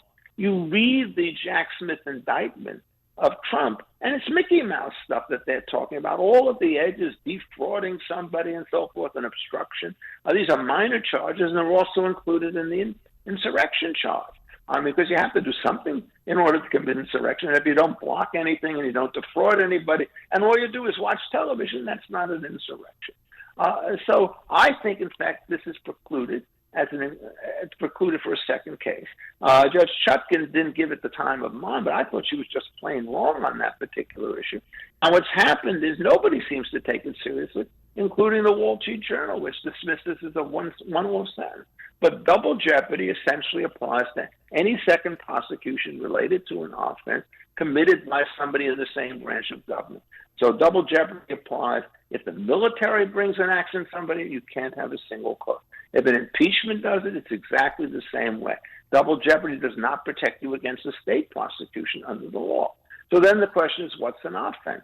And if you allow people to give different counts of prosecution ever, so I'm going to prosecute for this, or for this, or for this, coming out of the same nucleus of event, you could have an infinite number of prosecutions, which is why the correct rule is an offense covers all the legal charges that can be made out of a particular discernible event, i.e. the events of January 6th. So I think that's probably the defense that should win. And of course, I don't know if you're aware of it, but there's a very learned and I think quite powerful argument that Jack Smith was illegally appointed as the prosecutor because he never got the requisite Senate clearances as an officer. That's being argued right now before Judge Eileen Cannon. The two people who print the thing, Steve Calabresi and Gary Lawson, are two of the most eminent scholars in the country on that issue, and Ed Meese lends his weight to it, and he's a former prosecutor. And by the way, I knew him in his prime. He was a very serious man in terms of the way in which he thought about constitutional orders. He wanted to run seminars all the time. I think, in fact, that Smith should be dusted in this particular case, and we'll see what she says. Interesting. Professor Richard Epstein, James Parker Hall, Distinguished Service Professor, Emeritus of Law, Senior Lecturer at the University of Chicago. Professor Epstein, thank you as always. Okay, my pleasure. Bye-bye. Bye. Thank you. And he joined us on our turnkey.pro answer line. Listen to podcasts of Dan and Amy from the AM 560 mobile app. Download it today at 560theanswer.com/mobile. For armed or unarmed security, average isn't good enough. You deserve more. You need more. Morrison means more. Morrison Security. More deterrence and prevention with customized programs that fit your budget. Cost-effective, sensible solutions for all businesses and facilities. Morrison means more. More peace of mind, knowing your security guards are well-trained professionals with a track record of getting results and serving exactly your needs. Morrison Security personnel are constantly trained for readiness and are prepared for any given situation that can occur at a job site. Morrison means more. More reliability of management for quick and effective solutions at your property. Morrison Security is responsive. They're always available to you. Morrison means more. More awareness of any challenges you face with protecting people, property, and assets. For armed and unarmed security, don't settle for substandard or average. Security is too important. Contact them and find out how you can get more. MorrisonSecurity.com. MorrisonSecurity.com. Morrison means more.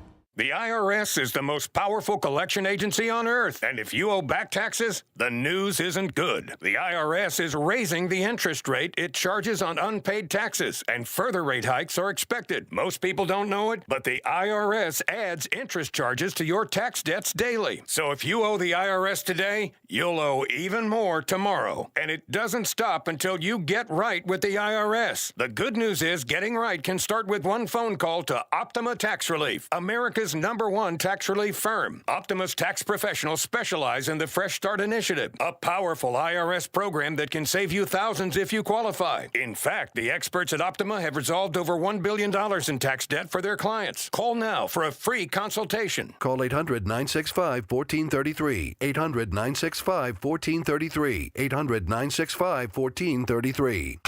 Optima Tax Relief. Some restrictions apply. For complete details, please visit OptimaTaxRelief.com. AM 560, The Answer. All right, coming up on Chicago's Morning Answer.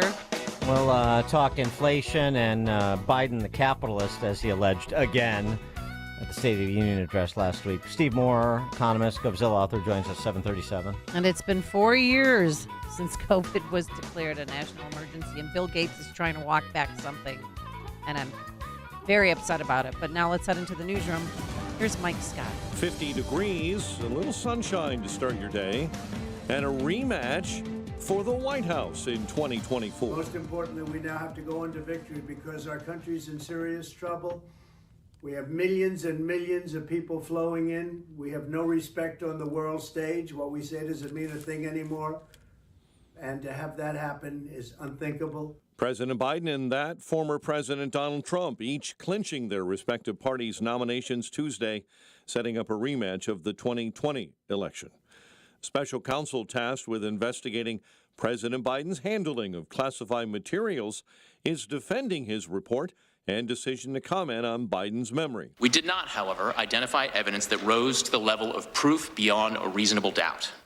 Because the evidence fell short of that standard, I declined to recommend criminal charges against Mr. Biden. Special counsel Robert Hur, author, columnist, and radio host Mitch Albom and his wife are among 10 who have been rescued from Port-au-Prince, Haiti.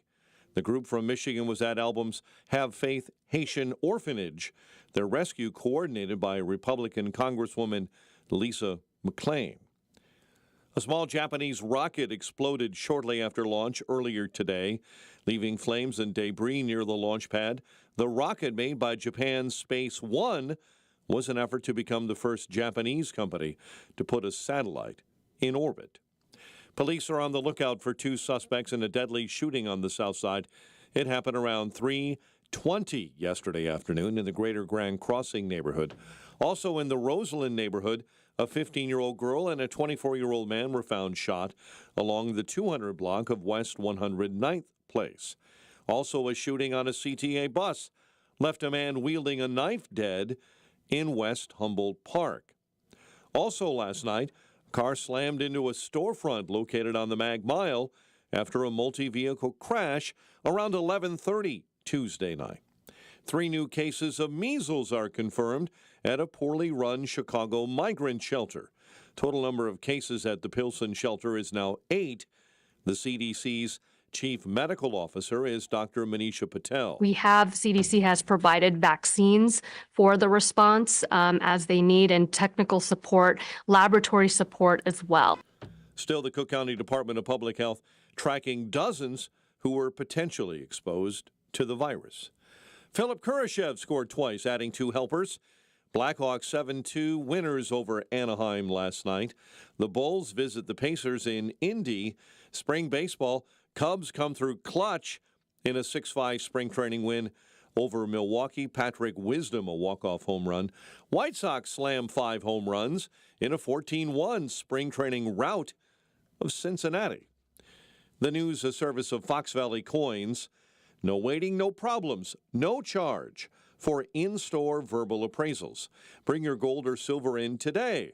FoxValleyCoins.com. A check of traffic and weather is on the way next on AM 560. Dr. Sebastian Gorka believes an open border means trouble. If you open the borders, what are you going to do if you're a bad guy? Forget the cartels and the drug smugglers and the weapons smugglers and the human traffickers. Whether it's any group out there that hates you because you're an American, what are you going to be doing for the last 3 years? America First with Dr. Sebastian Gorka. Afternoons at 3, right before Sean Thompson at 4 on AM 560. The Answer. If you want the best meats and seafood that you can't ever find in the butcher aisle of a grocery store, you need to check out my guy Chris with Second City Prime. Second City Prime has scoured the world for the best meats and seafood on the planet. Learn how to discover them all for yourself at secondcityprime.com. I met Chris nearly 20 years ago in a meat truck outside the Board of Trade. Him and his wife, Susie, built a business that you can take advantage of. They built that business by delivering the best product to the people at extremely reasonable prices. Treat yourself to a unique corporate gift. Specialty items like Japanese Wagyu, the Iberico, Spanish pork, the South African cold water lobster tails, and the Colorado domestic lamb. Learn more at secondcityprime.com. A special offer only for AM 560 listeners. Spend $250 and get 10% off your purchase by using promo code LIBERTY at checkout. That's 10% off $250 using promo code LIBERTY at checkout. See it all today at secondcityprime.com. That's secondcityprime.com. Can you read this email for me? Of course. Jeez, I wish they could do something for your eyesight. Me too. But you heard what they said. There's nothing we can do. When vision loss can't be corrected with glasses or surgery, and hope seems lost, turn to Spectrios Institute for Low Vision. Spectrios doctors specialize in the treatment of vision loss related to eye diseases, such as macular degeneration, glaucoma, and diabetic retinopathy. There is hope, supported by science with personalized rehabilitation plans, occupational therapies, and access technology at Spectrios. Talk to a patient service manager. They'll walk you through the program. Spectrios takes BCBS and Medicare insurance. They also have grants for qualifying patients and offer a Seeing is Believing children's outreach program. Go to spectrios.org, located in Wheaton in a building that says it all, the House of Hope. That's spectrios.org. Spectrios Institute, the head, heart, and eyes approach to better vision. Remember to keep Spectrios Institute a 501c in your estate or legacy planning. Balance of Nature's fruits and veggies supplements, changing the world one life at a time. I've been watching it on TV, and then my soul has my husband, and I guess he just pulled up and surprised me. He had ordered it, and I didn't expect it for me to notice it so right away. I kind of shocked my husband when I told him. I've been taking it like a little over a week. I'm taking it, and then I can already notice the difference. I do feel very good. I can't even put it into words. I feel really good every day. I don't wake up grouchy. I'd love everybody to take it. I think it's wonderful. Call 1-800-246-8751 or go to balanceofnature.com and sign up as a new preferred customer. And for a limited time, get 35% off your first order, plus $10 off any additional sets. Go to balanceofnature.com or call 1-800-246-8751 and get this special offer by using discount code CHICAGO. Download the free Upside app to earn real cash back every time you buy gas. Use promo code RADIO for an extra 25 cents per gallon on your first fill-up. That's promo code RADIO. 7:39. Let's get an update on the roads. Team Hochberg Traffic Center time, a service of Del Bacchio Marchetti Group of Ad Properties, Christie's International Real Estate, experts in the northwest suburbs and Chicago. With over $800 million in sales, you'll get the most value for your home. 708-828-0000, 708-828-0000. Eden's 30 minutes inbound Lake Cook Road to the junction. Solid right now on the Kennedy, an hour 13 from O'Hare into the Burns Circle interchange. It's an hour on the inbound Stevenson from 355 into DuSable Lakeshore Drive. Roadwork setting up problems on DuSable Lakeshore Drive northbound between 18th and Monroe, and slowdowns and heavy traffic on eastbound 88 right at Roosevelt. Chicago's Morning Answer with Dan and Amy continues next. AM 560 Weather Center forecast. Sun and clouds, maybe a passing shower throughout the area, and a high of 65. Currently 50 degrees. And your next news update is at 8. Chicago's Morning Answer continues next on AM 560, The Answer. Now, from the Signature Bank Studios, this is Chicago's Morning Answer with Dan Proft and Amy Jacobson. Only the biggest stories, only the biggest guests, and only the biggest opinions. This is AM 560, The Answer. We heard about Joe Biden, the capitalist, again last week in the State of the Union address. He's a capitalist. Yeah, because he says he is. Yeah, and because he's a proponent of industrial policy. Nothing says capitalism like central planning. Okay. So the CHIPS Act, that's much touted, including by some of the Republicans who voted for it. The CHIPS Act, this is good to make us less dependent on Taiwan, and particularly with the looming threat of China, when it comes to the chips, right? And the COVID, the chips that we need for all that we have in the modern economy. During COVID, we had the supply chain disruptions, and we couldn't get the chips, and so cars couldn't get produced and rolled off to dealerships and so on. And in everything, right? Everything is microchips. It's all microchips and ball bearings these days. Anyway. Love ball bearings. $280 billion to subsidize semiconductor chip manufacturing in the United States and boost competitiveness with China. I don't like industrial policy, but you can see the siren song here. We've got to be chip independent, if you will. We can't rely on Taiwan Semiconductor. Okay. Well, you got to read the fine print, turns out, in legislation. And I'm sure some of the Republicans who voted for it didn't care because they're just worried about the press release. I voted to fund chip manufacturing in the United States, and we're going to bring jobs to Ohio and Texas, and it's going to be great. Well, something happened along the way. The real capitalists, although on again, off again rent seekers, the people who run those microchip manufacturers, well, they can't comply with the terms of the subsidies, all the DIE terms, diversity, equity, or diversity, inclusion, equity. And don't forget A, acceptance. So listen to this. What have they got going? The Biden administration promised they'd be handing out $39 billion in grants to encourage the semiconductor manufacturing in the United States. However, Intel has announced they will be holding off on their Columbus, Ohio factory, while Samsung is delaying their facility in Texas. Two experts in the private equity space had this op-ed over at The Hill, two guys with Strive Asset Management. Believe the company's decisions to back out of building manufacturing facilities in the U.S. stems from the DIE requirements. The subsidies are so loaded with DEI that it can't move, said one of these op-ed writers from Strive Asset Management. So instead, Intel is now building manufacturing plants in Poland and Israel. They'd rather deal with the prospect of Russian aggression or rockets from Hamas than DIE mandates in the United States. Samsung is pivoting towards making their chips, standing up a new facility in South Korea. A Taiwan semiconductor manufacturing company has also pushed back production of a second facility they were going to build in Arizona. The glorious capitalists and / central planners / race hustlers. For more on this, we're pleased to be joined, as always, by Steve Moore, economist, Govzilla author. Steve, thanks for being with us. Appreciate it. Hey, good morning, guys. And by the way, I'm raising my hand. I'm a capitalist, but by the way, I want to raise taxes by $5 trillion. I'm introducing a $7.5 trillion budget, and we're going to, the government's going to be half of the economy, but I'm a capitalist. I'm a free market guy.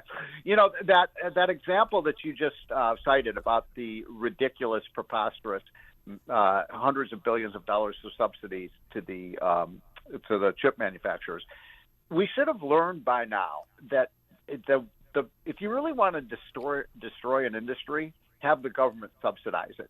I mean, Amy, look what's happened with the electric vehicle industry. This is, we're going to have an electric vehicle in every garage in America. But and it turns out, that because of all these subsidies and trying to force feed people to buy these things, the electric vehicle industry is on the verge of bankruptcy.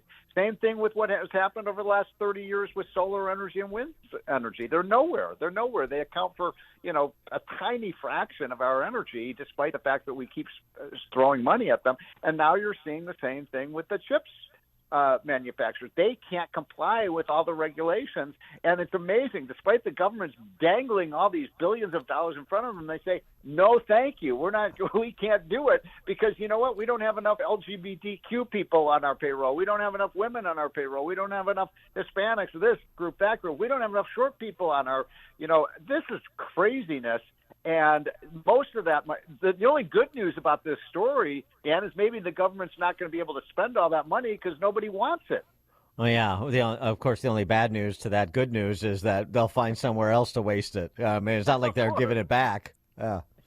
Right. Actually, you know what? That's an interesting point because I just wrote a column on something called empowerment power, which is a power that Trump is saying, give me empowerment power if I'm elected. And empowerment used to be that if a president if the Congress had authorized money for a project, but the president deemed that, you don't need all that money to do it, he could just not spend the money. And here's an example of, okay, you know what? They don't need the $300 billion. So I've got an idea. Why don't we just save the money and not spend it? Yeah. But the president doesn't have the authority to do it. I mean, it's craziness. What kind of a CEO of a company that's losing, billions of dollars a year, spends every penny they can get a hold of? I wanted to get your reaction to Trump, the comments he made on CNBC with Joe Kernan and Aaron Ross Sorkin the other day, that have, the pundits inside the Beltway say, it's an unforced error on the conversation he had, the statement he made about entitlements. Let's just listen to what he said, and then I want you to translate what his view actually is on entitlements since you know him. Let's take a listen. We've got a $34 trillion total debt built up, and very little we can do in terms of cutting spending. Discretionary is not going to help. Have you changed your outlook on how to handle entitlements, Social Security, Medicare, Medicaid, Mr. President? It seems like something has to be done, or else we're going to be stuck at 120% of debt to GDP forever. So first of all, there is a lot you can do in terms of entitlements, in terms of cutting, and in terms of also the theft and the bad management of entitlements, tremendous bad management of entitlements. There's tremendous amounts of things and numbers of things you can do. So I don't, necessarily agree with the statement. So, I mean, it's sort of something like I said, I'm open to cutting entitlements, but I'm not open to cutting entitlements. So which is it? Well, I agree with what Trump said, and I think what he meant to say, and I think he said it pretty clearly, unless he wanted to distort. The media's kind of, the Democrats are distorting what he said. He said, look, there's a tremendous amount of waste and fraud in these programs. Guess what, folks? There is. I mean, if you look at Medicare and Medicaid, two of the three biggest programs in the budget, I mean, hundreds of billions of dollars are stolen from that program. Nobody in government does anything about it. They act as if it's just a cost of doing business. We know that, a lot of these checks are going to people that don't even live in the United States, for goodness sakes. The drug companies are ripping off these programs. The health insurance companies are ripping off these programs. The hospitals are ripping off these programs, all paid for by taxpayers. So absolutely, yes. And by the way, I didn't hear one word. Here Biden's talking about hundreds of billions of dollars of new spending programs. Dan and Amy, I looked at his budget. I listened to his State of the Union. I didn't hear him talk about one penny that he wants to cut from the trillions of dollars of spending. So, yes, absolutely, you can cut hundreds of billions of dollars out of these programs, these trillion-dollar programs, and it will not affect the beneficiaries. It'll root out the fraud and waste and the inefficiency of these programs. Rooting out the fraud, waste, and abuse of massive, centrally planned state programs. Right. I mean, talk about tilting at windmills. Right. I mean, you can change incentives and do some of that, but I mean, fundamentally, I mean, we have to be a little bit honest as conservatives to say, look, we rail against central planning, except when it comes to important industries like healthcare. What kind of sense does that make? Well, look, the government has ruined our healthcare system. There's no question about it. We consider ourselves a capitalist free market economy, but guess what? Half of the health industry is government today. Right. So it's half private, half government, and so it leads to all sorts of dysfunctions in the way we pay for healthcare. I mean, we should be able to cut our healthcare expenditures almost in half if we were to do it smartly without people losing, treatment for cancer or heart disease or other, ailments or, closing hospitals. We can do this. And, Trump is a businessman. He knows how to go after the waste. Now, on Social Security, my view is Social Security benefits are way too low. People have gotten totally ripped off by Social Security. Mm-hmm. I mean, Social Security is the worst investment you'll ever make in your life, folks. I mean, if you had done what Steve Forbes and I and others have been talking about 40 years ago and let every young person, I guess Dan, Amy, and you and I, all of us, we're not as young as we used to be, but if we could have just put 12% of our paycheck into like a index fund, we wouldn't be getting, the average Social Security benefit is $1,900 a month. We'd be getting about $8,000 a month if we just put the money. So let's convert Social Security into like a 401k plan so people can get a half decent return on their money. What's going on with prices though? Because Biden kept saying, inflation keeps going down, but that is not the case. I mean, prices are going up, and same with gas. Gas is almost at $5. You better believe it.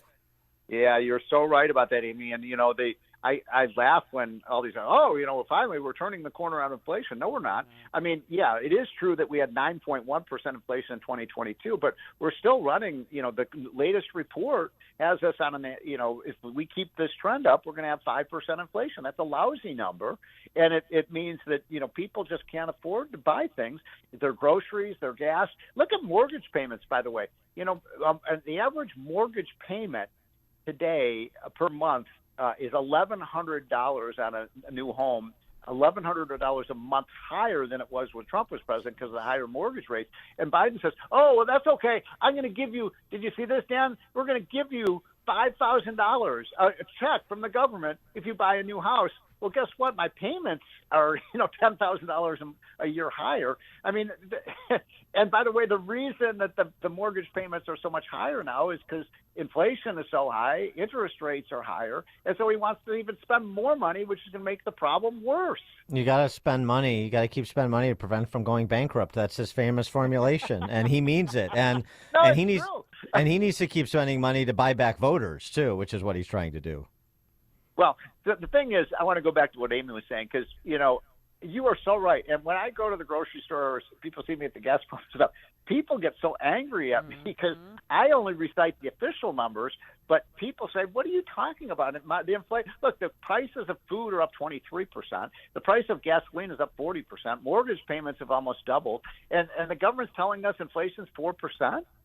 Yeah, rent 19%. Home heating costs, it's all just a big hot mess. Yeah. Speaking of... 4 more years. Speaking of the situation on the ground, you, over at your Unleash Prosperity newsletter, I see you did a little stop, look, and listen and assessment of where states are at in terms of job creation post-pandemic. And we have some laggard states, Illinois being one of them. I didn't want to depress people this morning, Dan. But, Illinois is still, one of the 4 or 5. I forget where they were on the list. I think maybe 4th or 5th from the bottom. And guess what? This is in part because of what we've talked about, taxes and blah, blah, blah. But, did you know that Friday is the 4-year anniversary of COVID lockdowns? And it's I'm wearing a really, mask to celebrate. Yeah. And it's really important for people to understand. This was the greatest, at least in our lifetimes, and maybe in the history of this country, the greatest public policy calamity ever in our country's history. The evidence is now crystal clear that lockdowns did not work. They did not stop the spread of the virus. Everybody eventually got exposed to the virus. And what we did to our kids, what we did to our businesses, we can never allow this to happen again. And guess what? It was states like Illinois and California and New Jersey and New York that kept their economies locked down far longer than they should. I mean, you were closed down for practically a year. Chicago, you couldn't even go downtown Chicago, and it was, the streets were empty. That was a tragic mistake, and God forbid that we ever do that again. I carried around papers saying I was an essential worker that we got from our boss here. You were essential. Well, you, Dan, and Amy are two of the most essential workers in the Chicago area. Oh, well. Boy, okay. Put that on the website. Steve Moore, economist, GovZilla author. Thanks as always, Steve. Appreciate it. Okay, Dan, I'm glad you're still wearing your mask. You're me and Bernie. Yeah, me and Bernie. Yeah. And I'm never throwing those papers away, just to remind ourselves. All right, and Mr. Moore joined us on our turnkey.pro answer line. There's only one radio show in Chicago talking about today's biggest stories and telling you what they really mean. That show is this one, Chicago's Morning Answer on AM 560, The Answer. Wesley Financial Group is not a law firm. Everyone knows the old saying, nothing lasts forever. Well, whoever said that obviously never bought a timeshare. Not only do your maintenance fees and assessment fees go on forever, they go up forever. I'm Chuck McDowell, founder of Wesley Financial Group.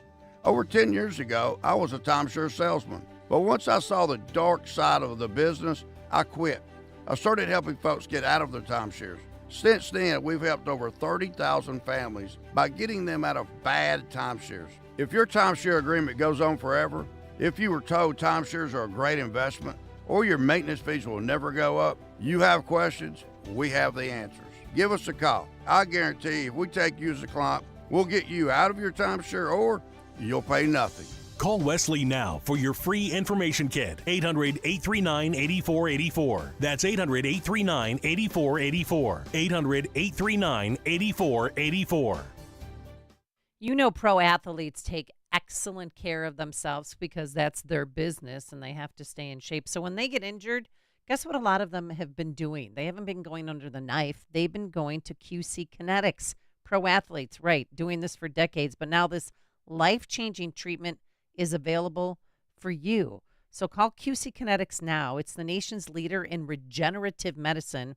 We're talking about lasting joint pain relief with no surgery, no drugs, no downtime. In fact, QC Kinetics is literally transforming lives.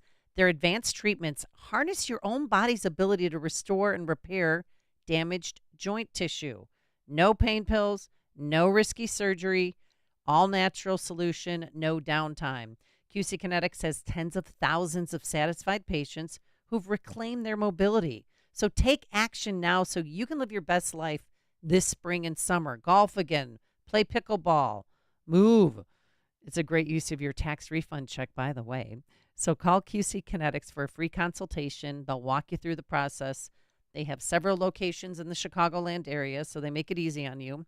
And the number to call is 312-809-5955. That's 312-809-5955. 312-809-5955.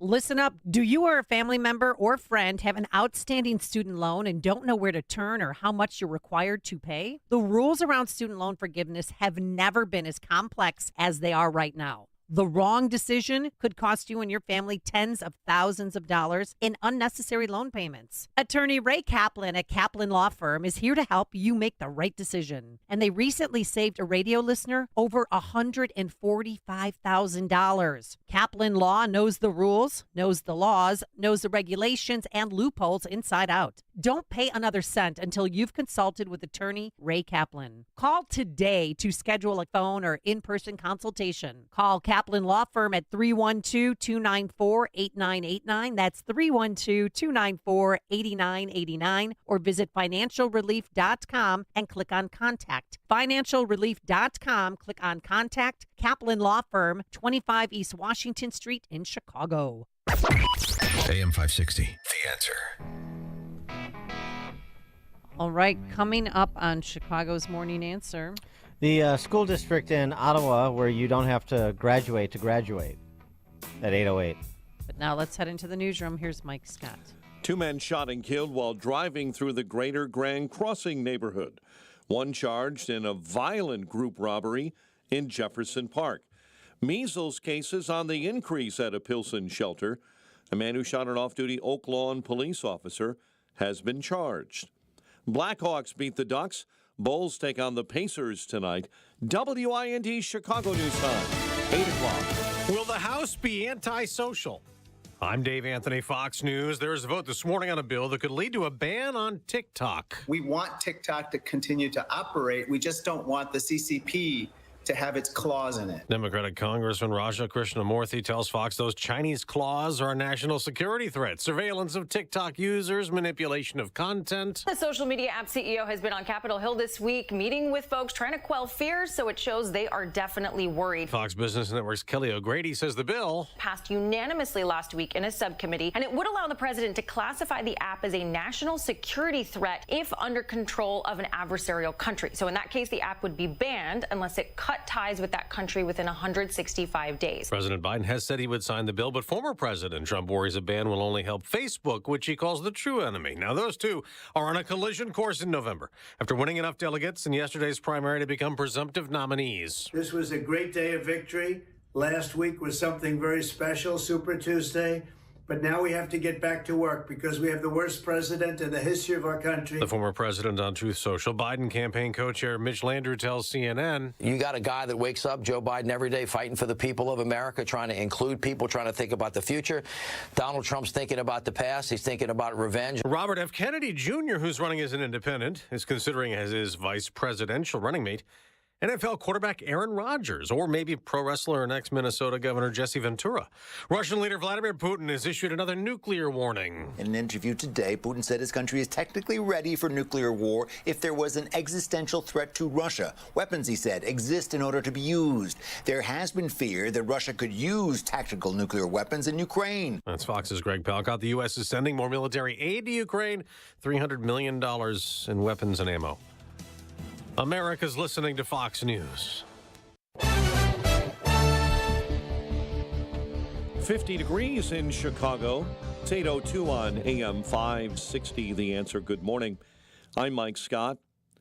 In the Roseland neighborhood, a 15-year-old girl and a 24-year-old man were found shot at about 12:30 a.m. yesterday in the 200 block of West 109th Place.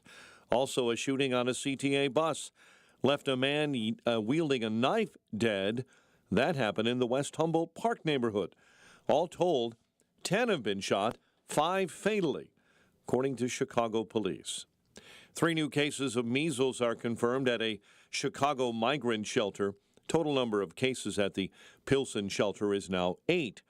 The CDC's chief medical officer is Dr. Manisha Patel. CDC has provided vaccines for the response as they need, and technical support, laboratory support as well.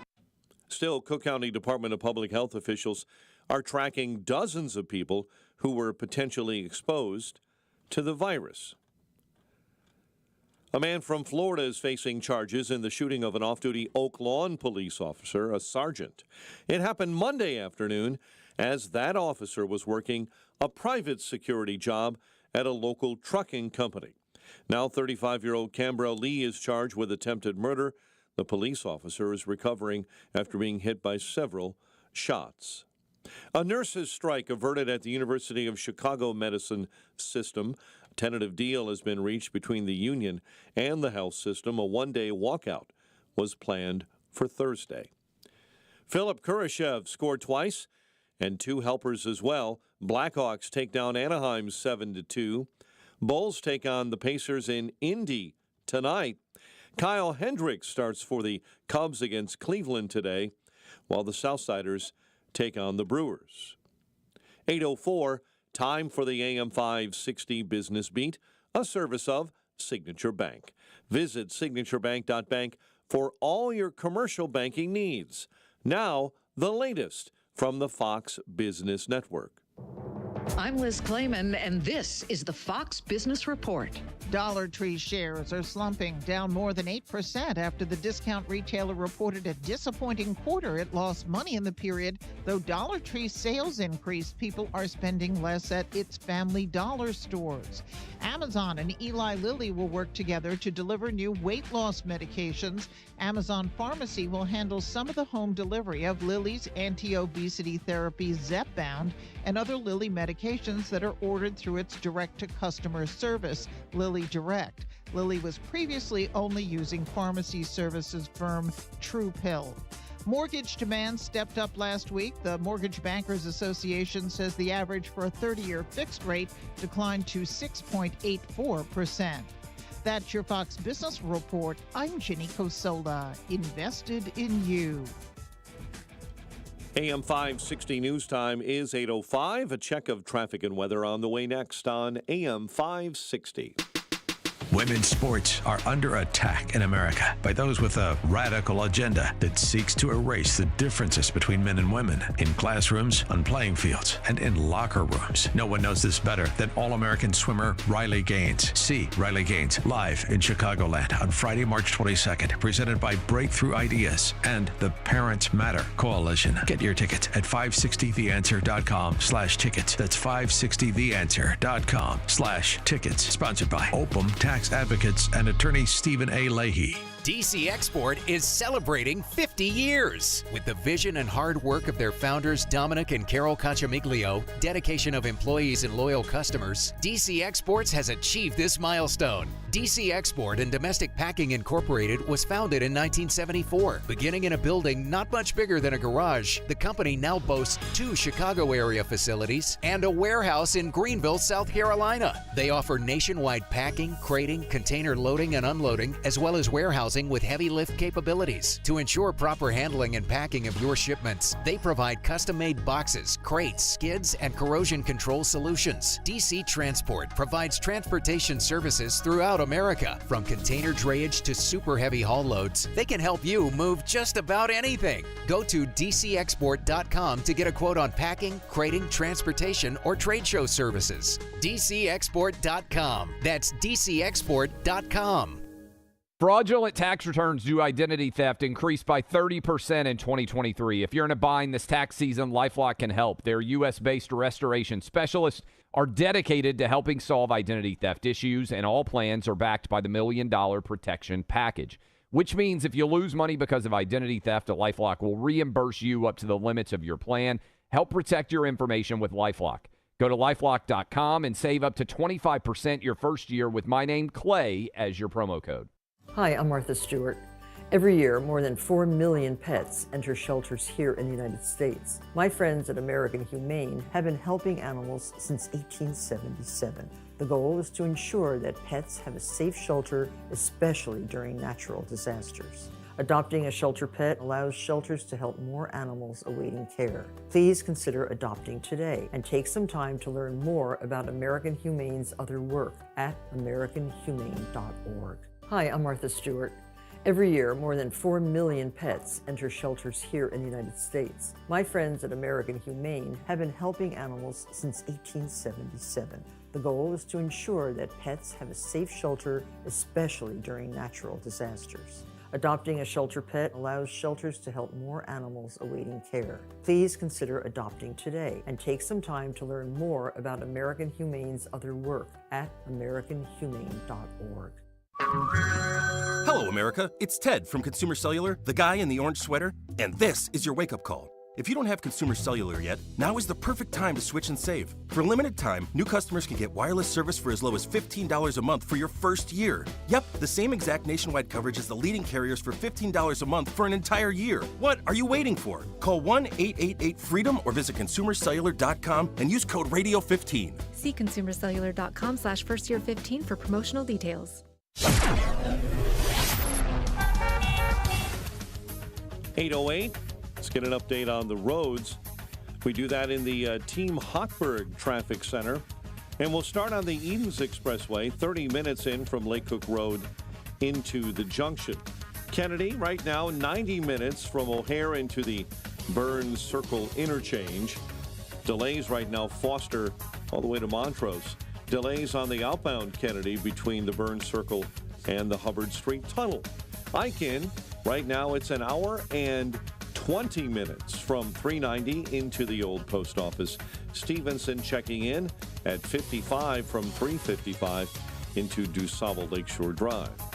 Traffic, a service of Fox Valley Coins in Naperville. Easy to get to off I-88 on Route 59.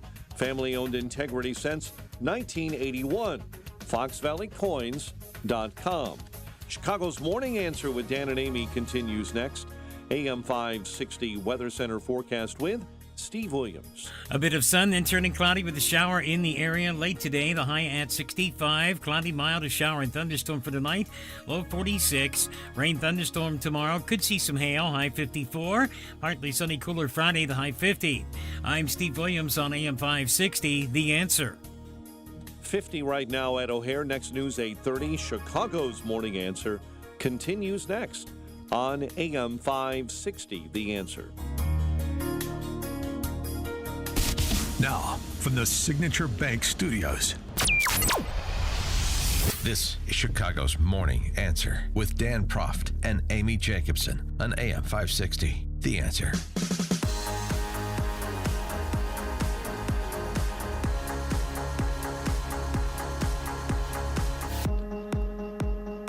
Top of the morning, Dan and Amy. Those Canadians, they're just a half a step ahead of CPS. We'll get there. Ottawa Carleton School District has an innovative approach to their graduation ceremony, which is that you don't have to graduate in order to graduate. Okay.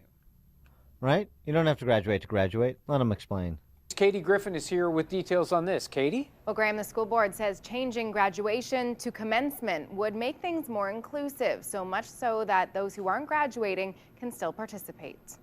It's a milestone students work towards for years. So if you don't pass, why would you get to go to graduation? The Ottawa Carleton District School Board is updating its graduation policy, renaming it commencement to include all students, even those who are not getting diplomas. They haven't graduated, essentially. So walking across the stage is something that you work towards. There might be another way I'm sure they can come up with including them. But not walking across the stage. The proposed policy acknowledges some students may not be graduating for a variety of reasons, but that it should not preclude them from celebrating their achievements. The way I look at it, any student who has gone through high school has worked very hard. There are going to be students with special education needs who are never going to be able to qualify for an OSSD, who have worked very hard by the end of their time in high school. And to allow recognition to those students of all of their hard work makes a lot of sense to me. The board is also looking at phasing out awards, renaming them achievements. 312-642-5600, Turkey.pro answer line, 64636DA, Turkey.pro text line. Everyone gets an achievement and a diploma. What about valedictorian or? Ooh, that sounds class very president? meritocratic, very patriarchal, very, Athletic award? very white supremacy. Yeah. Choir no. award. Yeah, I mean, it's like One of those that achievements that stand-up comedian Fred Stoller used to do this bit where he's like, he didn't finish college. He said, but my friends are always telling me, Fred, you're like, you should finish college. And he said, well, why? Because then you could say I'm a college graduate. And he said, what? I can't say it now? I'm a college graduate. Yeah, I can say it. 2 credits short. No, I can say it now. So what's the difference? It's what we do in CPS. I mean, CPS is already there. They just haven't formalized it the way that Otta Carleton has, right? And frankly, all the school districts. Because what do you mean it's not? No. What do you mean it's not? They have been. If there's a child in the district who is truant, but they still want to participate in the graduation ceremony, they can go. If they still want to go to prom, they can go. If they still want to go to a home football game, they can go. The school has to let them into the event. Well, of course, there's no difference between a graduate and a non-graduate, other than some people making these weird references to working for something or having to clear some sort of academic threshold. The implication there, I mean, it's no difference between citizens and non-citizens, graduates and non-graduates. It's just so. We've gone through this documentation with Ted Dabrowski over at WirePoints, which is a third of the kids, let's say, in a class, in a particular school, read at grade level. Third of, 12th graders reading at grade level. A quarter doing math at grade level, which is probably on the high side in CPS, most of the schools. And the graduation rate is 91%. What's the difference? You can't read or do math. You're going to get a diploma. And somebody else who just didn't go through those same classes where they didn't learn to read or do math doesn't have a diploma. Call them both graduates. Who cares? What's the material difference between the two? And it's the same in the suburban school districts too. It's just the numbers are a little bit closer in terms of the population that is not ready for the workforce or post-secondary schooling coming out of high school. But they're a high school graduate. What, I can't say it because I can't read or do math? I'm a high school graduate. 312-642-5600, Turnkey.pro answer line. You can also reach us on our text line, 64636. Type in DA, then a quick comment. Dawn in Naperville, you're on Chicago's Morning Answer. He never said they were going to graduate with a diploma. He never said that. And for those who don't understand, if you don't have a high school diploma, you're not going to be able to get a job. You won't be able to go to college, any college. How is that accessible? There's a huge difference. As a matter of fact, the most recent Perez case that went to the Supreme Court, the school told the parents the kid was going to graduate with a high school diploma. Guess what? Never did. So now the parents are took the case to the Supreme Court because the kid did not graduate with a diploma. So parents have got to pay attention. Make sure that your kid is graduating or going to be graduating with all of the credits. That is what you call equal access. They're absolutely awful. There is a huge difference. He's talking about a certificate, which is garbage. It doesn't mean anything. So's the diploma in most places. That's the point. Yeah, I mean, I get the technical paperwork issue, and I know they're defending this on this grounds that it's to be inclusive to kids with learning disabilities, stuff like that. But that's just a smokescreen. And frankly, so is this. I mean, why wouldn't they give them diplomas? At some point, why won't they just give them diplomas? They're giving people diplomas who've also not done the coursework. They may have been in class, but they haven't been able to master the coursework. So that's where this is all going. You think one step ahead here. Yeah, thanks for the call, Don. But fine. You didn't get all your credits. I can't read and do math, and you're worried about where I'm going to college? Damn. You're worried about what trade I'm going to go into? Or job I'm going to get, other than as, I don't know, some clerk job, even that. I'm not responsible enough to do my coursework, to learn the basics. I don't have the adults supervision / pressure, whatever the circumstances is. The whole idea that anything coming out of these systems is legitimate, that's the joke.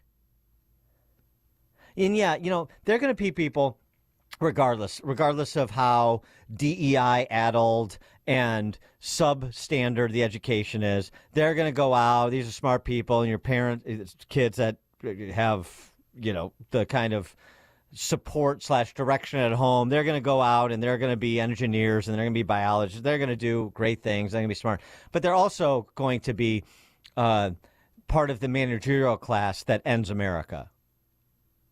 And this is what you should be concerned about rather than phony credentials. The diploma, in most cases, maybe a slight overstatement, in a lot of schools, in most cases, is as phony as some certificate they cook up for the kid who's 2 credits short. What is the substantive capacity of the students that you're producing? That should be the question. Not what's the credential you're conferring, the achievement you're renaming into an achievement rather than an award or an honor, the valedictorian, salutatorian titles and so forth, distinctions. So the talented people, because these incubators of totalitarianism are amoral, character-free, everybody spends all their time in spinning the wheel of power and privilege. And then you've got some students that have particular aptitudes and work hard and have direction, and they're going to survive and thrive in any environment. And that's going to be great for them because they're going to be successful in our materialist society's eyes. And because they are characterless and godless, they're going to be the implementers of the subjugation of the masses. That's how it works. I mean, that's how it always works in totalitarian societies. You don't think there's talented and smart people in China or Russia? Of course there are. They're the ones pulling the levers, managing the lives, subjugating is a more accurate term, of those who didn't have the same aptitudes, talents, support networks, opportunities, paths to political power.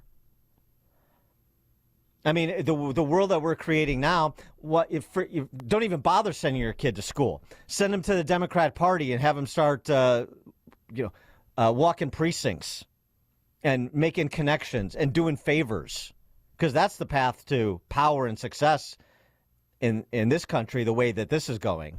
And we're worried about credentials. And we stand up these phony institutions and pretend they're legitimate.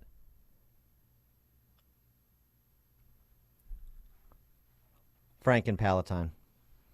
Good morning, guys. Great topic. Always terrific listening to you guys in the morning. I've seen this, and it drives me nuts. My good friend Jack Rozier, who used to run championnews.org, he used to hire people to work for him in his factory, but he gave them a test. And if they could pass a 6th grade math and reading test, he would hire them. 6th grade. They had a high school diploma. He wouldn't hire them unless they could pass a 6th grade. He'd probably have to give them a kindergarten test now if Jack was still alive. Ridiculous. But his numbers worked. Numbers work. Bullshit doesn't. Excuse me. Bull jive. Well, it's funny you mentioned that because I knew Jack Rozier, Auto Engineering, which is a great company. Yeah, that's a manufacturer of parts for the aerospace industry. And he's taking high school graduates and saying, I'll put you in the ground floor if you can pass the 6th grade math test. You're making parts for the aerospace industry. But it's all just snuck up on us. And we're all just going to continue pantomiming that everything's fine and we just need to get our papers in order and our credentials squirreled away and everything's going to be fine.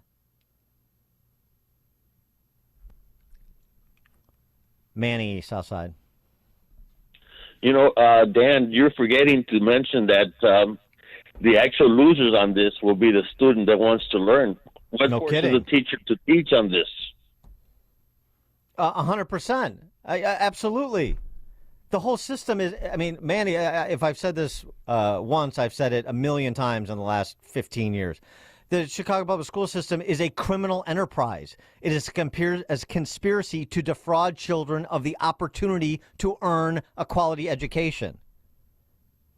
And I know there are good teachers and good administrators and exceptions and blah, blah, blah. Whatever. I got it. I got the exceptions. I'm making a blanket statement. There are always exceptions. There are always green shoots. There are always people that survive in any environment, thrive in any environment, and will. Got it. But the system as a whole, what is it?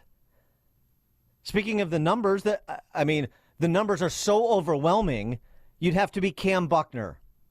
You'd have to lie with the facility of Cam Buckner in order to believe anything other than what I've described. They're overwhelming.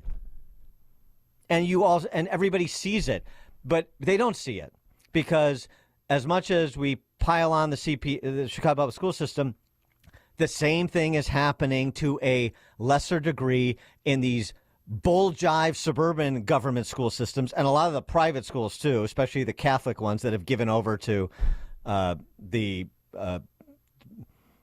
secular humanism of the state schools at the feet of Supich and Bishop Hicks and Joliet and these other really quislings of the cloth, if you will.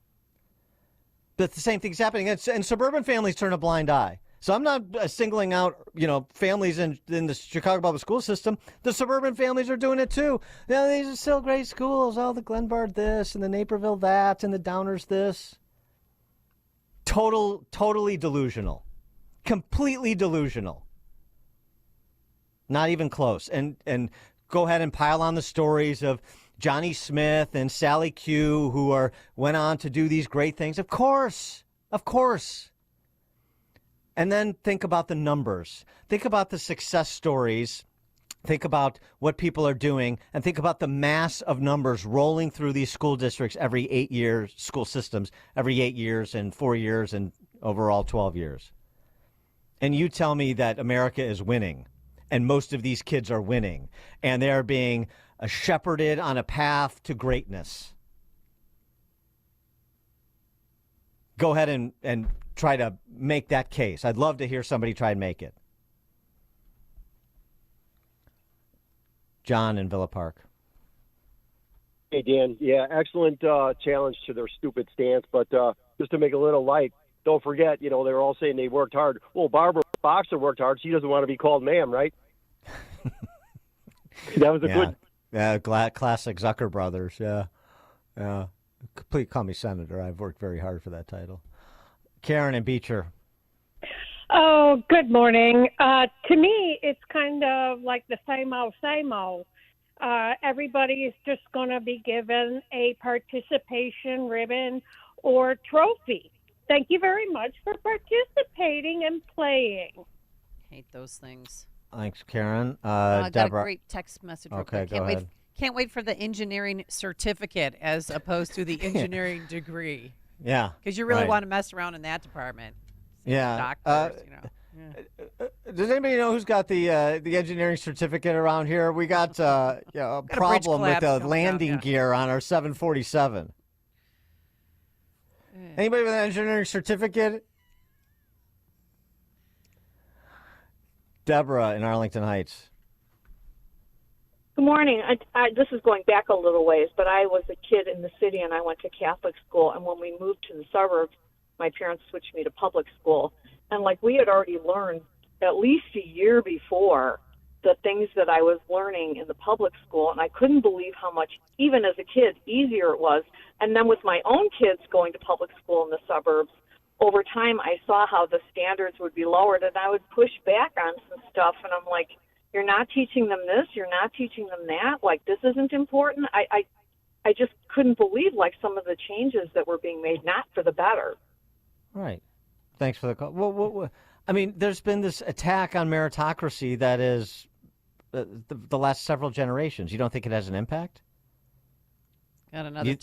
You think it's like it's happening, and all these things? I have a feeling that people, if they're not haven't been like personally impacted, and they've got it all to get together enough where everything's going pretty well for them and their kids and all that, which is great. But you think like this, the stuff that we talk about is happening in some distant land, like this attack on meritocracy isn't happening in a way that it materially impacts you. And that's just not true.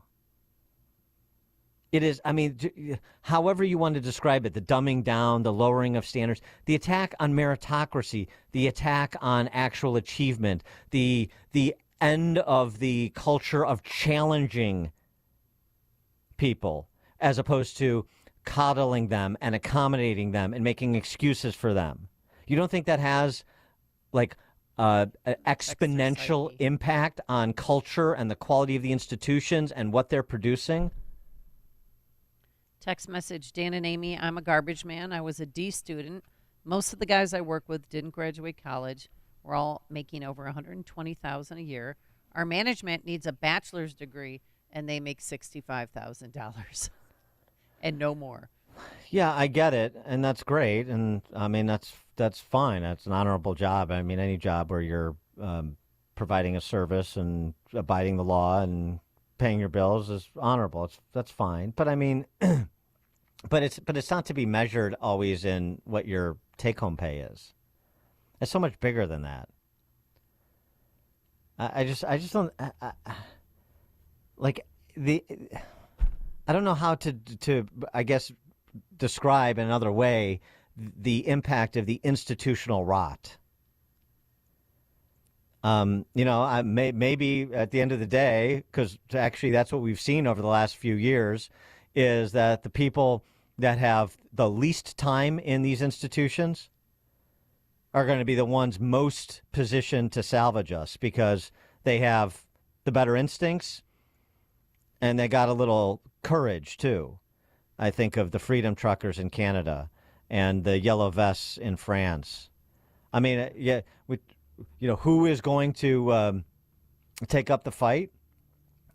I don't know if it'll be by professional sector, but maybe by orientation. The people with the least amount of times in these institutions will be the ones that are willing to fight for the freedom that are enshrined in our founding documents. Because the institutionalists have zero fight. They don't even see the disintegration happening. They're cheering it on. So, I guess it's going to be, garbage men and over-the-road truck drivers are bust for us. Roger, Southside. Hi, Dan, Amy, morning. Yeah, I agree just what you said on that, Dan. I think I don't know if you want to call it right or left, our fighting force for all the stuff we talk about, you guys talk about every single day, every issue that goes down. Yeah, I think our fighting force is an old fighting force. It's a 40 and up, okay? But it is with experience and it does have teeth. Where it goes from there, no, I think all of these kids, they've got it from day one, whether it be social media or education program, public schools, the indoctrination. So it's a battle just to pull kids away from that. I mean, how many you can't even get teenagers to, you can't guilt them into taking their own garbage out. Those, you know what I'm saying? Thanks for the call, Roger. But I think it's I think it's different in different households. I mean, I think I really do. I think it has a lot to do with just sort of your faith and your sort of philosophical outlook on life, which would be informed by your faith. So, I mean, I should add that piece of it in terms of the troops, if you will, and I don't mean this in a revolutionary way, but maybe, that will fight for the God-given rights that are enshrined in our founding documents. Because, of course, the armed services have a lot of people with college degrees and so forth. But it's just...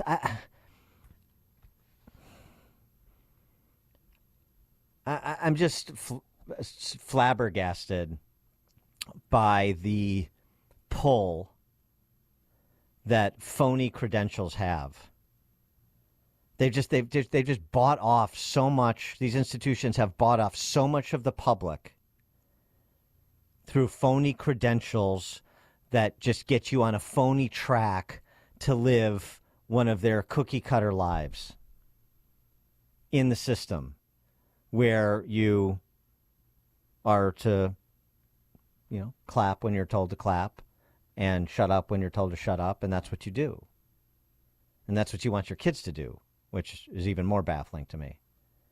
I guess there's just a lot of people that, fish that don't realize they're in water. They're sort of in that state.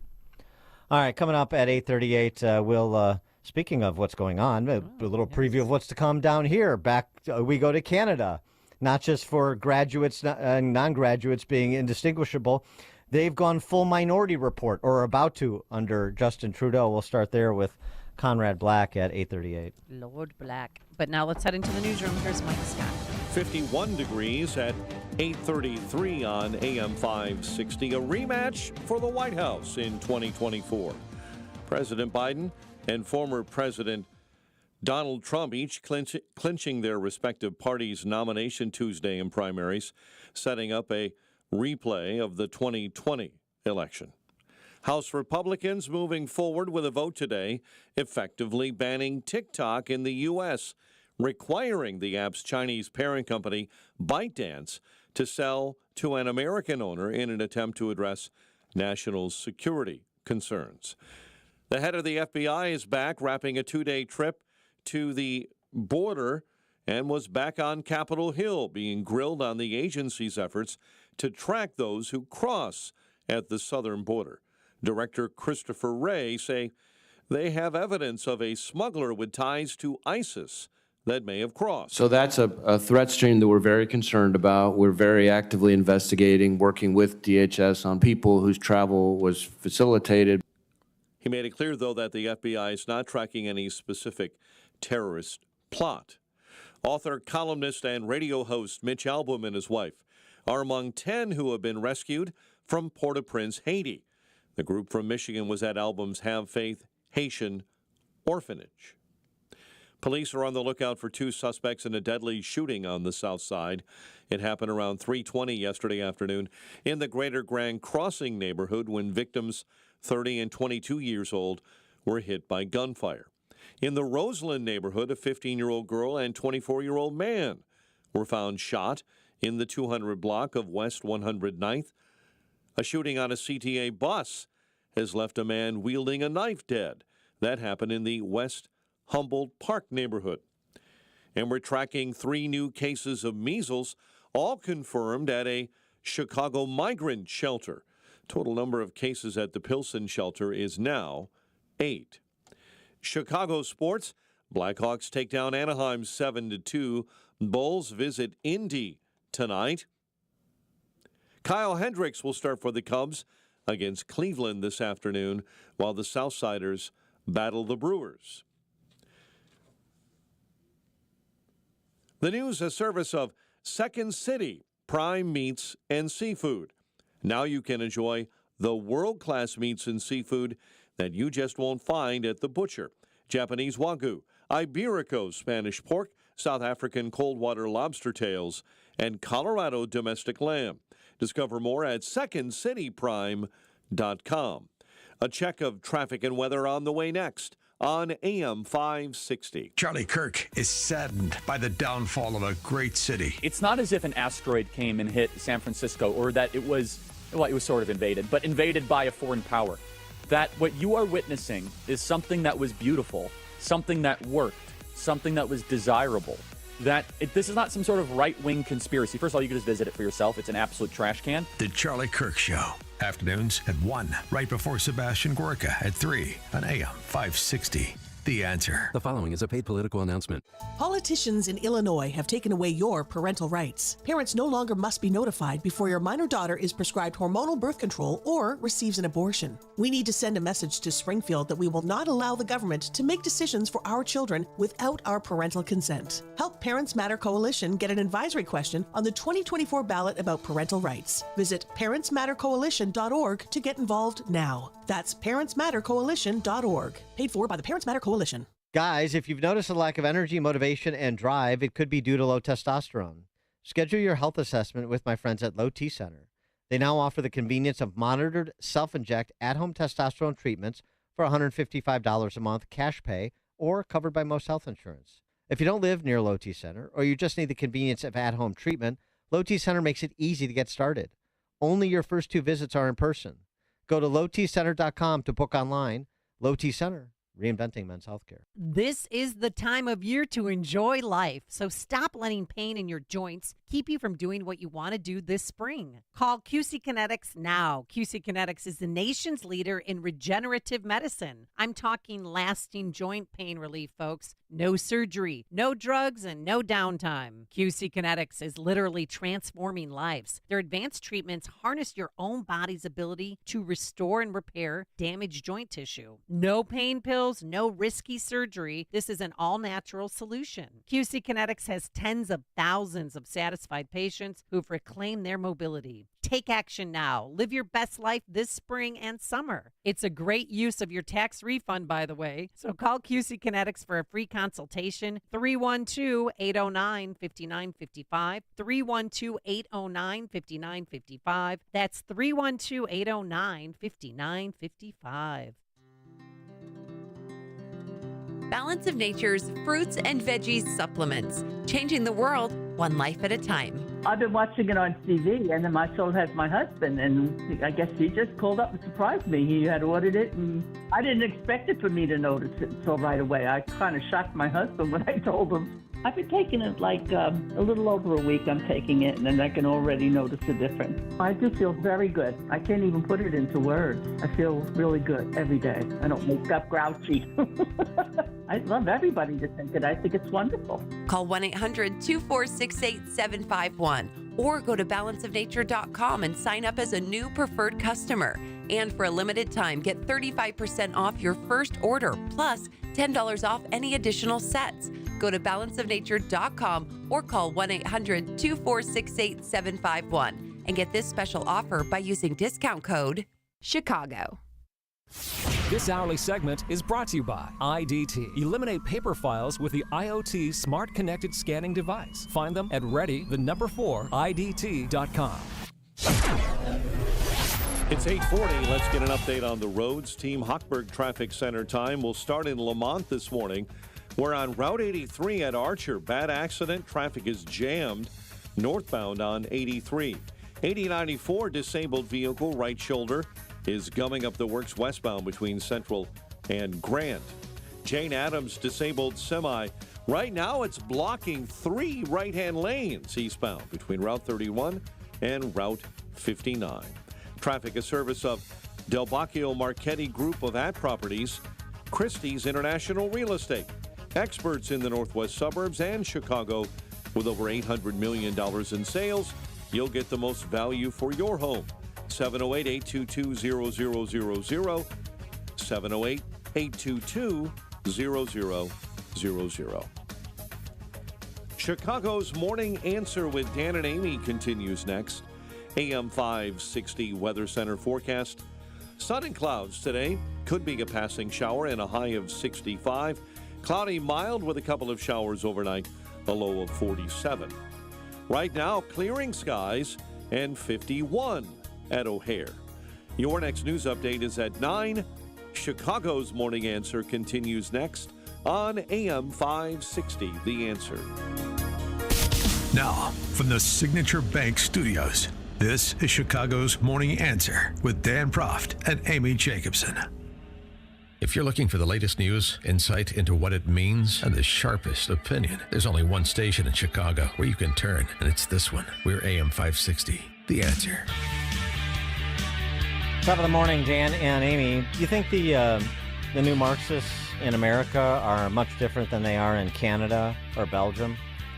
No, they're all the same. If you think they're all the same, then you may want to perk your ears up. Uh-oh, I'm wrong again? No, I don't think you're wrong. I think that because they don't have the same restraints on government that we do, they're maybe a little bit ahead of us in terms of their autocratic measures. Although, as we were talking about earlier, on the flip side, very interesting to see Britain decide to stop providing puberty blockers to kids under the age of 18. That's something we can't get many states in this country to do, certainly not the President of the United States to do. Oh, heavens no. Congress with Senate control in the hands of the new Marxists. On February 26th, Justin Trudeau, he is that grade school drama teacher that the Canadians made their prime minister. He's single now, Got I'm sorry to hear that. Yeah. He's introduced Bill C-63, the Online Harms Act, which targets hate speech on the internet. One of its provisions would enable anyone with the consent of the federal attorney general to, quote, lay an information before a provincial court judge if the person fears on reasonable grounds that another person will commit a hate speech offense. The judge then issues a peace bond imposing conditions, including house arrest or electronic monitoring, on the defendant because of the fear he could post a hate message online. It's pre-crime. It's Minority Report. Yep. Hollywood foreshadowing strikes again. It also would allow for life sentences for certain speech crimes. Come on. I'm not kidding. For example, Death threats, or what are you talking? Well, you would think the commission of a murder, not a threat, would be the thing that would be subject to a life sentence. But the legislation would put people in prison for life for things like advocating genocide, quote unquote. Would increase the maximum penalty specifically for advocating genocide from 5 years to life in prison, and from 2 years to 5 years for an indictment for willful promotion of hatred. And you say, well, people shouldn't be advocating for genocide. Well, right, yeah, obviously, but a couple things. First, what constitutes advocating genocide, and who is or isn't? Because you may have noticed that, for example, the Palestinians and the pro-Hamas supporters on college campuses are running around saying Israel is a genocidal state, and they're attempting to eradicate the Palestinians and all sorts of things. On the other side, you could say, well, wait a second, when the Palestinians say from the river to the sea, or recite the particulars of Hamas's charter, they're advocating for the genocide. So everybody goes to prison for life, or 5 years to life? How do you start to define that? Oh, well, we'll tell you how we'll define that. We'll define that. That's how we'll tell you. You'll know when we tell you based on who we imprison for things that they said. In Belgium, just to put a fine point on it, a far-right activist has been put in jail for a year for what authorities deemed racist speeches. I don't know who this guy is. The judge called what he promoted, what he said, as like hateful Nazi negationist propaganda. And that may be true. But, I mean, you really want to get into the business of prison sentences when people say things that are intemperate, ignorant, simply you disagree with? That's where you want to go? Well, that's where Canada wants to go, and Belgium. And I think, as you said, Amy, every other group, sort of ruling group of the new Marxist movement in the West. That's what it seems to me, because we're seeing a lot of this. And it incubates from the K through 12 systems where this is the norm. Not imprisonment, but punishment, ostracization. Worse. For more on this, Conrad Black joins us, Lord Black, Baron Black of Cross Harbor. So cool. Businessman, writer, former newspaper publisher, author of the new book, The Political and Strategic History of the World, Volume 1, From Antiquity to the Caesars, 14 A.D. Conrad Black, thanks for joining us. Appreciate it. Glad to be back with you, Dan and Amy. Well, so, as a writer and somebody in the newspaper publishing business once upon a time, what do you make of the commitment to free and open expression and discussion and debate and reporting in the West these days? There are causes for concern, as you say. I would like to reply, if I may, on the Canadian picture, particularly to some of the things you said. Mm-hmm. First of all, the Trudeau government is on the way out. All the polls show that it will lose the next election, which is next year. Secondly, the bill that you described is subject to parliamentary modification. Third, as written, I believe the courts will shred it. I mean, everything that you said is antithetical to the precedent of 150 years in this country, and you're quite right. The powers are far too arbitrary, and the penalties appear to be far too severe. Next, I would say that it is only possible to entertain such a thing in a country that is profoundly tolerant. There is very, very little racial friction in Canada. And not because we're so virtuous, but there was never any economic justification for slavery. The idea was that Africans were better at bringing in tropical crops like cotton and tobacco than white people, but we don't have cotton and tobacco in this country. And so no one is here who didn't wish to come here or his ancestors wished to come here. So we don't have a lot of racial problems, so we're not talking about as serious an issue as it might be in a country with a more complicated sociology. But everything that you said is far from written in stone. The criticisms implicit in what you recited have been uttered here very loudly and very widely, and there is great concern about it. And the final thing I'd say is it's the courts that are involved here, and we do have a judicial system of great integrity. Unlike you, we do not have a 98% conviction rate, as you do in federal crimes. The defense speaks last and not the prosecution, and the plea bargain system doesn't exist here. If in this country, as is very frequent practice in the United States, prosecutors interviewed potential witnesses and said, as they do in the U.S., you'd better find some evidence against Mr. Propt here, or we're assuming there's a conspiracy to subvert justice, and you're part of it, and we'll accuse you. But if you do cure yourself of this amnesia, we'll give you a guarantee of no charge of perjury. Any prosecutor who tried that in this country would be disbarred. So it isn't as bad as it looks. But the bill is, you're quite right, an outrage. But I predict to you and your listeners, it will not pass in its present form. And if it does, the courts will overturn it. Well, that's fine, and there's daffy ideas that come up all the time, but then you see them as sort of reflective of a larger culture, and right. Look, it's dangerous. Yeah. We've all got to be on guard against going too far. None of us like hate speech, but the answer to hate speech isn't arbitrary prison sentences of outrageous length. And who even decides what who's offended by what? Well, I think. Well, you've got to measure the right of freedom of expression against the undesirability of stirring up hatred on a racial basis or any basis, really. Well, yeah.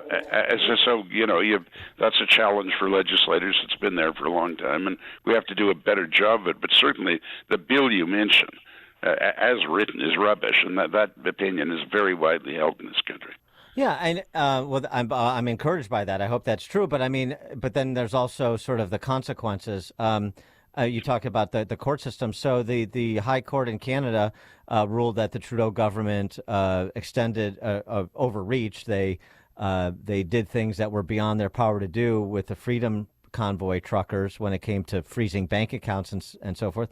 So what is the what is the recompense for those who were wronged by the government in that case? Well, I think the government is now very liable to lawsuits. I mean, the Supreme Court, the court judgment in that case stated that the Prime Minister did not have the constitutional right in the circumstances that prevailed to invoke what's called the Emergencies Act, and anyone who was wronged by that mistaken decision on his part has a right of action against the federal government.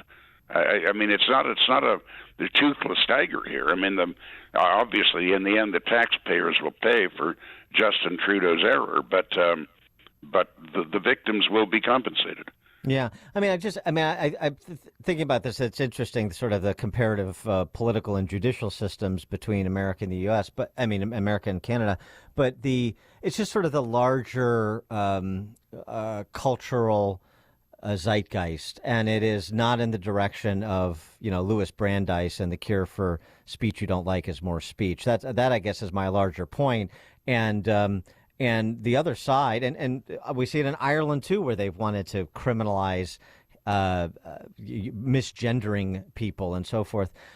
So that just seems to be where it's going. And the other side is feeling their oats, it seems to me. They're completely unafraid. And the side that believes in free minds and free markets and a free society is a little too tentative for me.